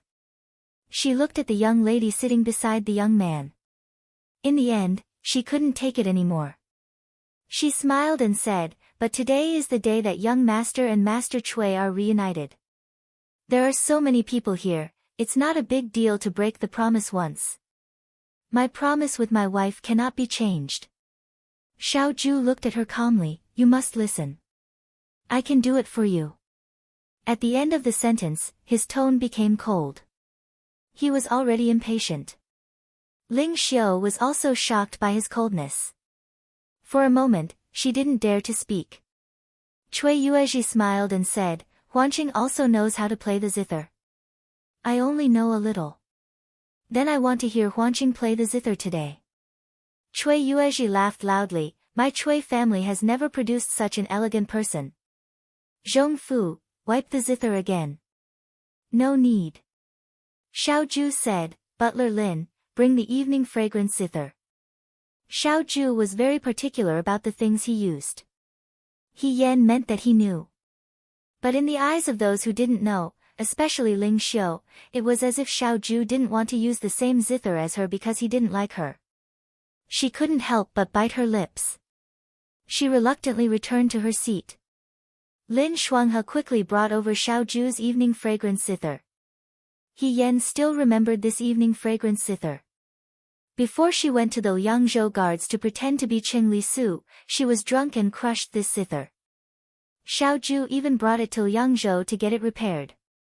Just by looking at it, she knew that it was very expensive. Fortunately, Xiao Ju didn't ask her to pay for it. Otherwise, she wouldn't be able to pay it back even if she sold herself. She vaguely remembered that she had heard Xiao Ju play the zither. But she was half drunk and her memory was blurry. Now that she saw this zither, the memories of her drunken stupor flooded her mind. The man sat in front of the zither, burning incense and bathing his hands. Unlike Ling Xiu's deliberate playing, he was much more lazy and casual. His movements were very natural. If he wasn't someone who played the zither for a long time, he wouldn't be able to do it so smoothly. At a certain moment, He Yen seemed to have seen the dissolute youth lying on the loquat tree in the Xian Chang dojo. But he had grown up. The zither strings were plucked. His hands were slender and had distinct joints. They were very good-looking. When they fell on the zither strings, a pleasant sound flowed out. This sound was different from the late spring that Ling Xiu had just played. It was different from the cheerful late spring. It was quiet with a hint of melancholy, like a river illuminated by the bright moon, flowing into the distance. He was playing River Moon. This song was very difficult and tested one's zither skills. He Yen had heard someone play it before. It was her master, Lu Buwang. However, when Lu Buwang played it, he was more reminiscing or lost. The feeling of Xiao Zhu playing it was different from that of Lu Buwang. When a handsome man did elegant things, he was always particularly eye-catching. Even Ling Xiu, who had just been frightened by Xiao Zhu, or Yan Min, who had been mocked by Xiao Zhu before, and even more people, couldn't help but be immersed in his music at this moment. He Yan was no exception.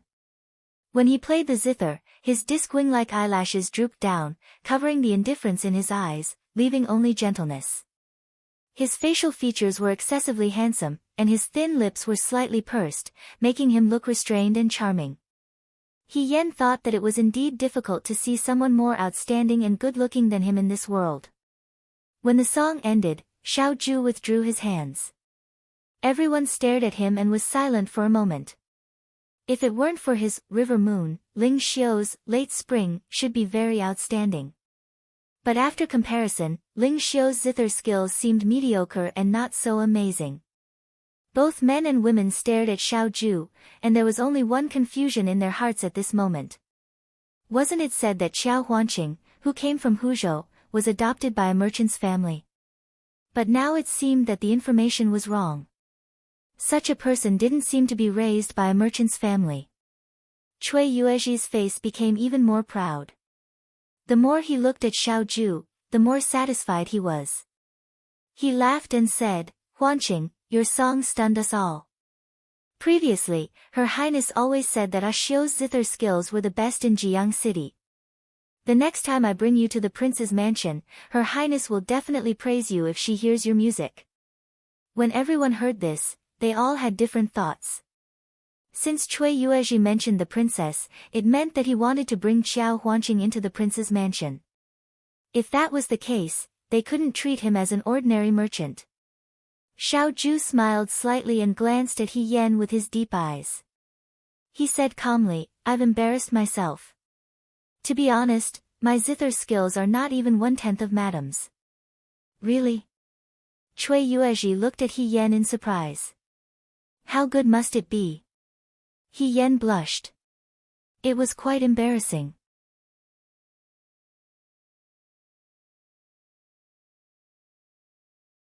Chapter 134. After Xiao Zhu finished playing the zither and received everyone's praise, she returned to her seat. After that, He Yan no longer had the mood to eat heartily. Who knew if there would be other people coming over to see her other talents? What if they wanted her to write poems? She couldn't just say, "I have an agreement with my husband."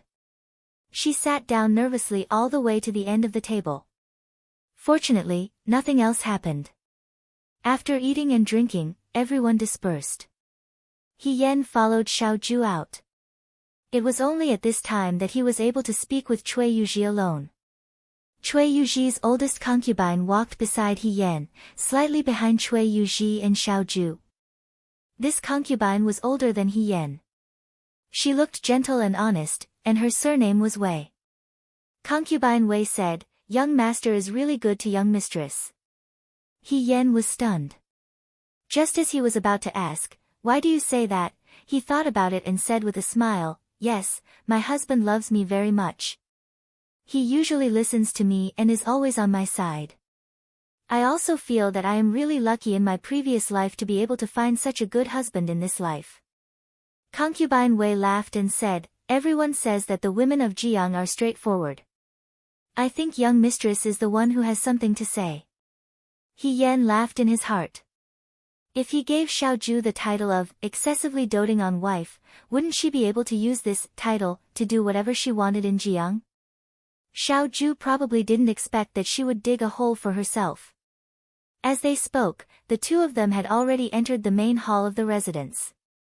They didn't know which concubine of Cui Yuezhi's had already prepared hot tea and was waiting for them to enter. Cui Yuezhi sat down on a chair and waved his hand, "All of you are dismissed." The concubines and servants all left. He smiled and said, "Huanqing, Yuyan, sit." Although Cui Yuezhi was a cavalry officer, he didn't put on any airs. He looked no different from a soldier in the army. He looked honest and kind, but he had a pair of bright and sharp eyes. They were like a blunt and heavy saber. When the saber was unsheathed, it was terrifying. Xiao Zhu and He Yan sat down on the chairs beside him. Yesterday, I wanted to come back and pick you up, but Her Highness the Princess held a banquet and couldn't come back. It's only today that we meet. He carefully observed Xiao Zhu for a while, then sighed and said, just now at the banquet, I only thought that you looked good. Now that I look carefully, you and my dead big brother do have some similarities. He Yan, he looks similar to me as well. Cui Yuezhi said, as expected of a member of my Cui family. He Yan, Xiao Zhu nodded. When you were born, I even carried you. At that time, you were only the size of 2 of my fists. Maybe only 1 of my fists. Cui Yuezhi said, Big brother couldn't bear to let me touch you. Later, you were taken away. His eyes dimmed. Big brother and sister-in-law missed you before they died. If they could see you being so outstanding today, they would be very happy. Xiao Zhu was silent. Cui Yuezhi laughed. Look at me. Why would I talk about these unhappy things? What a bummer. Huanqing, Yuyan, you came at the right time. In a few days, it will be the spring equinox. Jiyang's Water God Festival will be held. You must join in the fun. I guarantee that you won't want to leave. He Yan was surprised. Spring equinox? What? Cui Yuezhi said, is there something wrong? No, no. He Yan laughed. It's just that my birthday is also the spring equinox. A few days later. What a coincidence. Really? Cui Yuezhi was also surprised for a moment. Then, he laughed. It seems that Yu Yan and Jiyang are fated. Your birthday coincides with the Water God Festival. Huanqing, when the time comes, you must celebrate Yu Yan's birthday. Xiao Zhu glanced at her and said, okay. They chatted for a while more. Then, Cui Yuezhi stood up and said, Huanqing, Yu Yan, come with me to the ancestral hall to offer incense to big brother and sister-in-law. You haven't seen each other for many years. If they know that Huanqing is married now, they will be very happy. He Yan and Xiao Zhu followed him to the ancestral hall. After Cui Yuezhi offered incense, it was already late. Cui Yuezhi asked the servants to bring them back to their rooms so that they could rest early. When tomorrow arrived, they would go sightseeing in Jiyang City. When the 2 of them returned to their rooms, He Yan impatiently sat down on the bed and said, I'm so tired. I've been sitting upright for the whole day. Pretending to be a woman is really not something that humans can do. Even the daily training in the martial arts field is much easier than this. Pretending to be a woman. Xiao Zhu chuckled. It seems like you really don't think of yourself as a woman. He Yan was also very helpless. He thought that this couple that Xiao Zhu found was also a talented woman. If she wanted to pretend to be the daughter of a military officer, or the girl who helps the docks move firewood for sure too, it would be perfect. Xiao Zhu took off her outer garment and placed it on the wooden table next to the sofa. He Yan sat up. I really have to thank you for today. If it wasn't for your help, something big would have happened. Didn't I spoil my wife too much? Didn't I do everything for your sake? Second young Master Zhao's voice carried a hint of sarcasm. That's what I should do. He Yan, did you hear that? Although it was all a lie, it was still very embarrassing for Xiao Zhu to hear it. She smiled and said, I just wanted to make our relationship seem more loving and real. Young master, please don't be angry. Just as they were talking, someone knocked on the door. He Yan said, come in. Cui Jiao and Heng Qiao each carried a basket of food and placed the plates on the table one by one. He Yan was startled and asked, I didn't ask anyone to make food. I asked. Xiao Zhu said, leave it here and go out. Cui Jiao and Heng Qiao obeyed and left the room. He Yan asked curiously, didn't you eat enough? You were at the banquet just now. Xiao Zhu sneered. I wonder who was the one who couldn't sit still because of Ling Xiu. He was so frightened that he didn't even eat. He said, promising. He Yan muttered, you found out. Xiao Zhu, yes, everyone found out. Is it that obvious? He Yan was very suspicious, but when he saw the food on the table, he immediately became happy. He said, so these are specially for me. Thank you, young master. Young master, you're too kind. There's no one better than you in the world. Don't say any more. Xiao Zhu frowned slightly. It makes me sick. He Yan was already used to his way of speaking. He pulled him to the table and sat down. Just treat it as supper.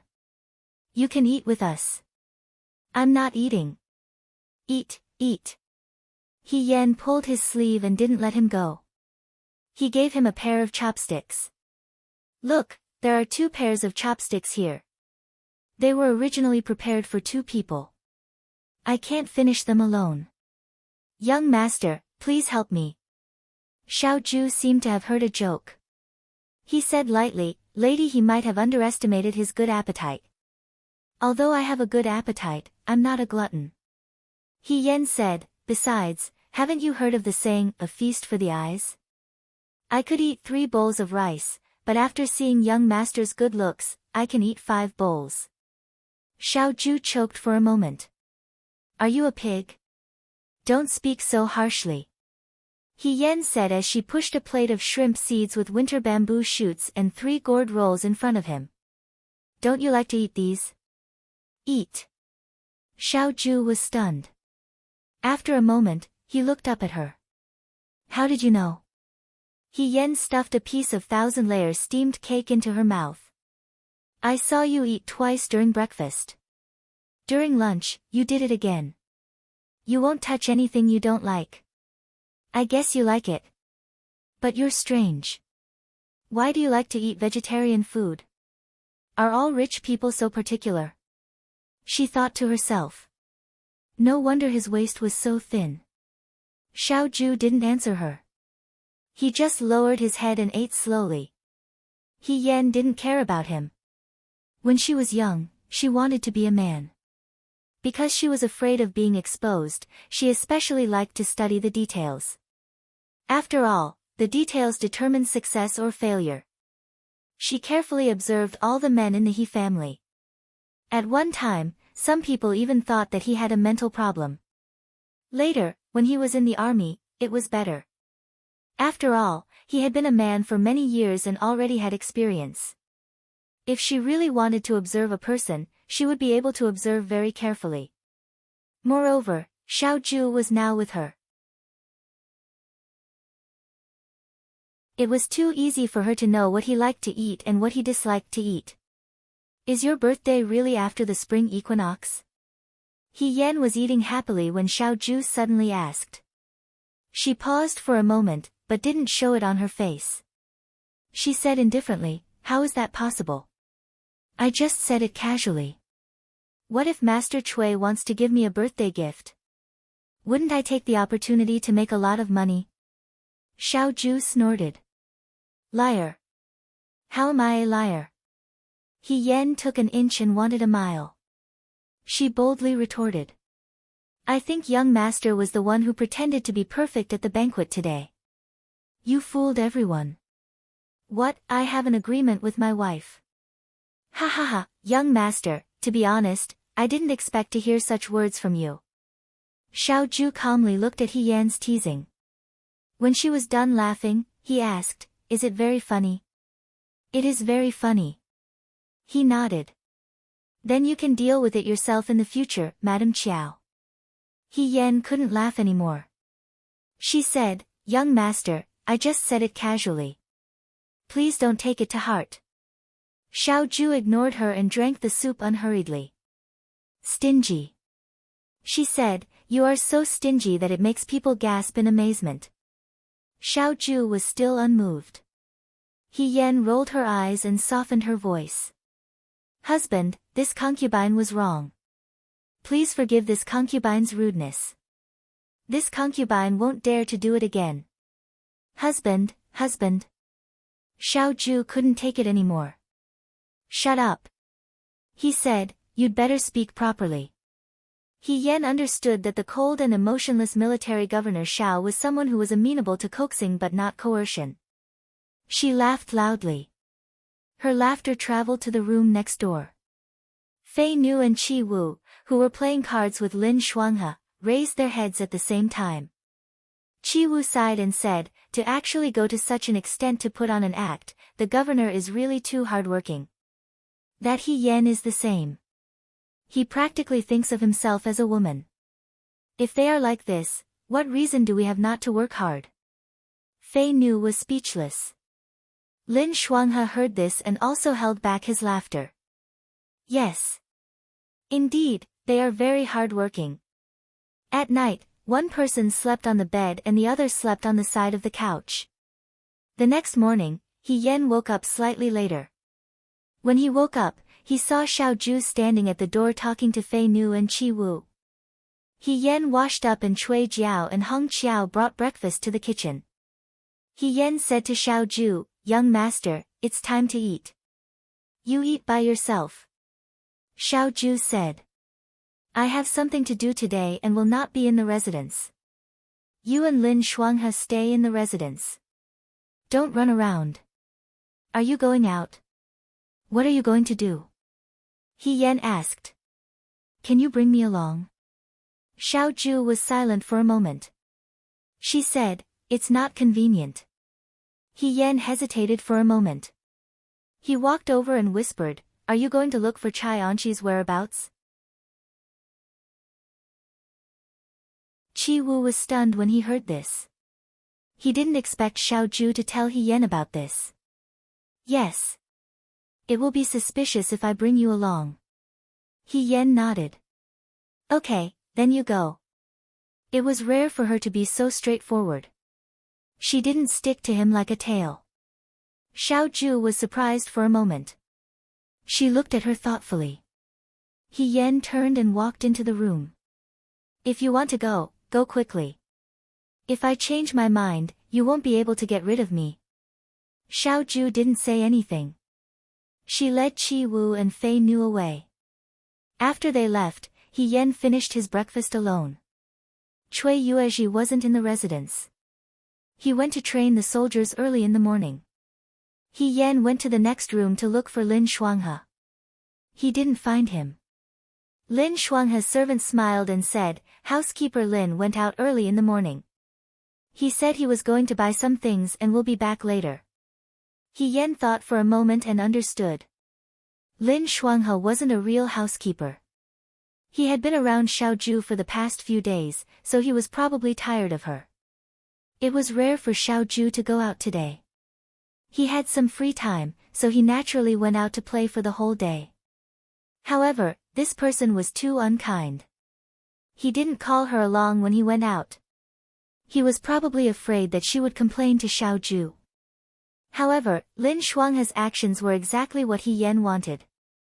She had been in Jiang City for a few days, but because she was now, Wen Yuyan, she was always with Xiao Ju. She didn't have any extra time to inquire about Lu Buwang's whereabouts. Today, Xiao Ju and Lin Shuanghe weren't here, so she could act alone. When Lu Buwang parted with her, he had said that if she had the chance to pass by Jiang City in the future, there was a tea house at the foot of the Lian Mountains outside Jiang City. If she wanted to find him, she could go to the tea house to inquire. She might have a chance to meet him again. He Yan put on her outer clothes and packed her things.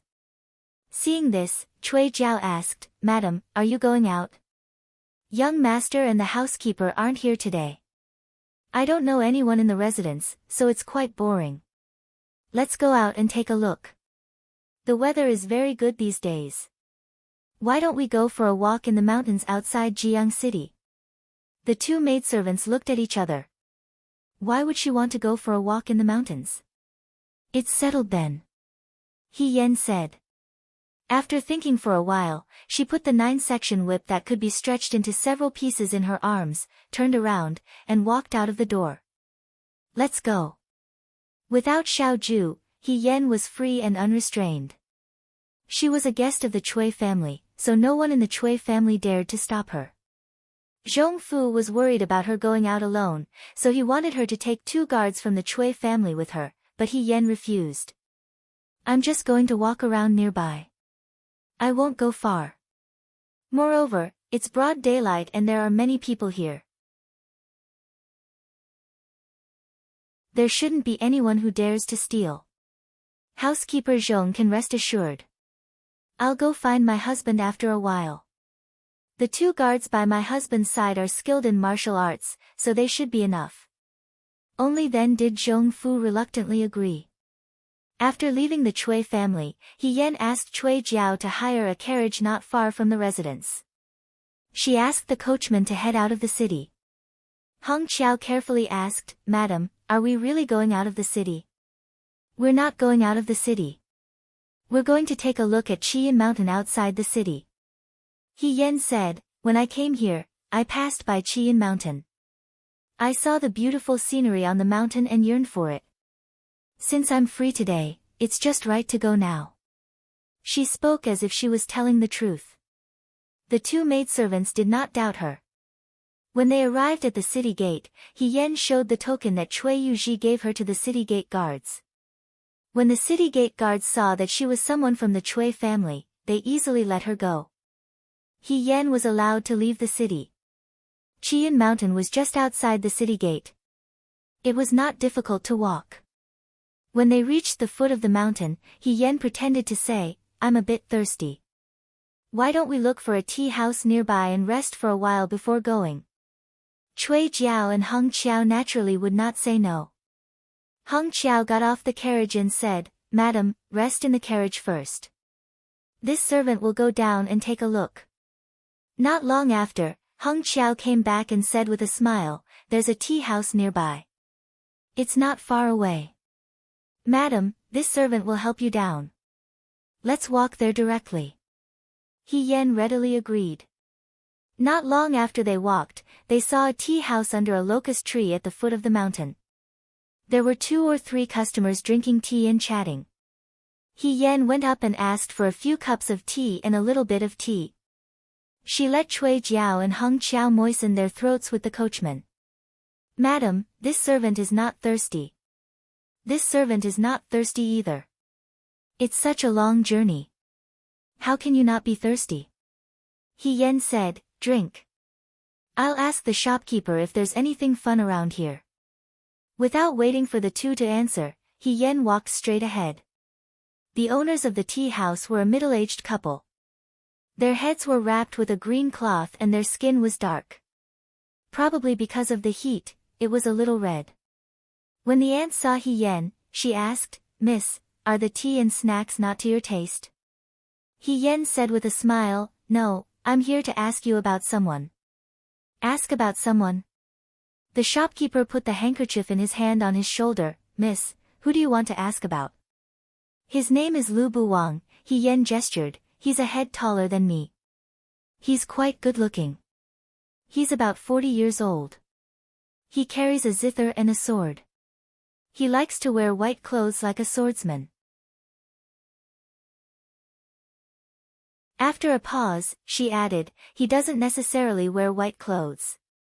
In short, he's an extremely elegant man. After all, she hadn't seen Lu Buwang for many years. Perhaps the current Lu Buwang didn't like to wear white clothes anymore. The aunt thought for a moment and smiled, saying, Miss, the person you're talking about is layperson Yunlin, right?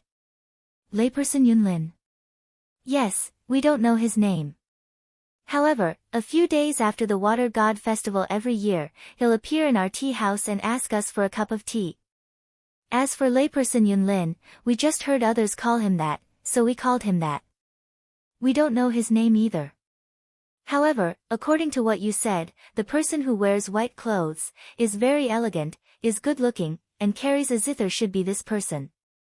He Yan was delighted and only asked, then do you know where he is now? Miss, you're making things difficult for us, the shopkeeper said. In this place, we don't ask people where they came from. Naturally, we don't know where he is now, but don't be discouraged. He comes here every year after the Water God Festival. I think he should be in Jiang City now to catch up with the Water God Festival during the spring equinox. He Yan looked troubled. Jiang City wasn't small. If she borrowed Cui Yuezhi's men, it might not be difficult to find Lu Buwang. Unfortunately, this matter couldn't be known to others. Naturally, she could only look for him alone. It wouldn't be easy. Seeing her strange expression, the aunt asked, "Miss, who is he to you? Why are you looking for him?" "He's an old friend that I haven't seen for a long time." He Yan smiled bitterly. After a moment, she said, "If that layperson Yunlin comes here to drink tea again after the Water God Festival this year, I'll have to trouble the shopkeeper to help me pass a message to him. Tell him that he is now in Jiang City. Please don't leave and wait to meet him here." "Okay." The shopkeeper said with a smile, "I'll definitely bring it to him." Only then did He Yan feel relieved. She returned to her seat in the tea house and sat down. Cui Jiao and Hung Qiao said, "Madam, the tea is cold." "It won't taste good if it's cold, so I won't drink it," He Yan said. To be honest, with the lesson from her previous life, she really didn't dare to drink tea casually from outside. The two maidservants looked at each other. After a while, Hung Qiao asked, "Madam, have you thought about where to go?" "I just asked the shopkeeper. He said that there are wolves on the mountain these few days, so it's best not to go up the mountain." He Yan lied without changing her expression, "I thought about it and felt that it's too dangerous for weak women like us. Therefore, we won't go up the mountain today. Let's go straight back to the residence." The coachman was speechless. He wanted to say something but hesitated. In the end, he didn't say anything. How could she go out for a walk and then go back without doing anything? Wasn't she just playing with people? The madam of Hu province couldn't be offended. She was clearly arrogant because she was pampered. She was too much. On the other side, Xiao Ju and the other two found the location of Cuiwei Pavilion. Lei Ho said that the person who contacted him by letter was in Jiang's Cuiwei Pavilion. Xiao Ju suspected that this person was Chai Anshi. However, the shop in front of her had become a piece of charred wood. When she smelled it carefully, she could still smell the burnt smell. This Cuiwei Pavilion was originally a shop that sold jewelry. The scout who replied cupped his hands and said, "Half a month ago, a fire broke out one night and burned Cuiwei Pavilion to the ground. The shop assistants, shopkeeper, and the new accountant, Mr. Chai, didn't run out. The person was gone, and the clues were cut off." "Are there any bones?" Xiao Ju asked. "They've all been burned to ashes." "How could there be any bones?" The neighbors all said that it was very tragic. This Cuiwei Pavilion has always been here. The government said that this place will be renovated in a few days, but the surrounding shops are all closed because they think it's unlucky. Chi Wu threw the silver ingot to the scout, who kept it. He cupped his hands and disappeared into the crowd. Xiao Ju looked at his back and said after a while, "He escaped. It didn't burn earlier or later. It just had to burn half a month ago." Obviously, Lei Ho's capture was exposed, so the other party escaped. "Do we still need to investigate?" "Young master," Fei Nu asked, "now that the clues are cut off." "There's no need to investigate." Xiao Ju turned around. The two of them were stunned. Since the other party knows that they've been exposed, they must be hiding in the dark and waiting for an opportunity to make a move. The enemy is in the dark, and so am I. Therefore, we don't have to do anything. "Just wait," he said. "You're tuning into the Blissful Bookshelf YouTube channel. We're so grateful for your support, and don't forget to subscribe to join us on this incredible journey through captivating stories. Your generosity through donations truly makes a world of difference, as it's the primary source of revenue that allows me to expand and enhance this channel for you. Thank you from the bottom of my heart for being a part of this adventure.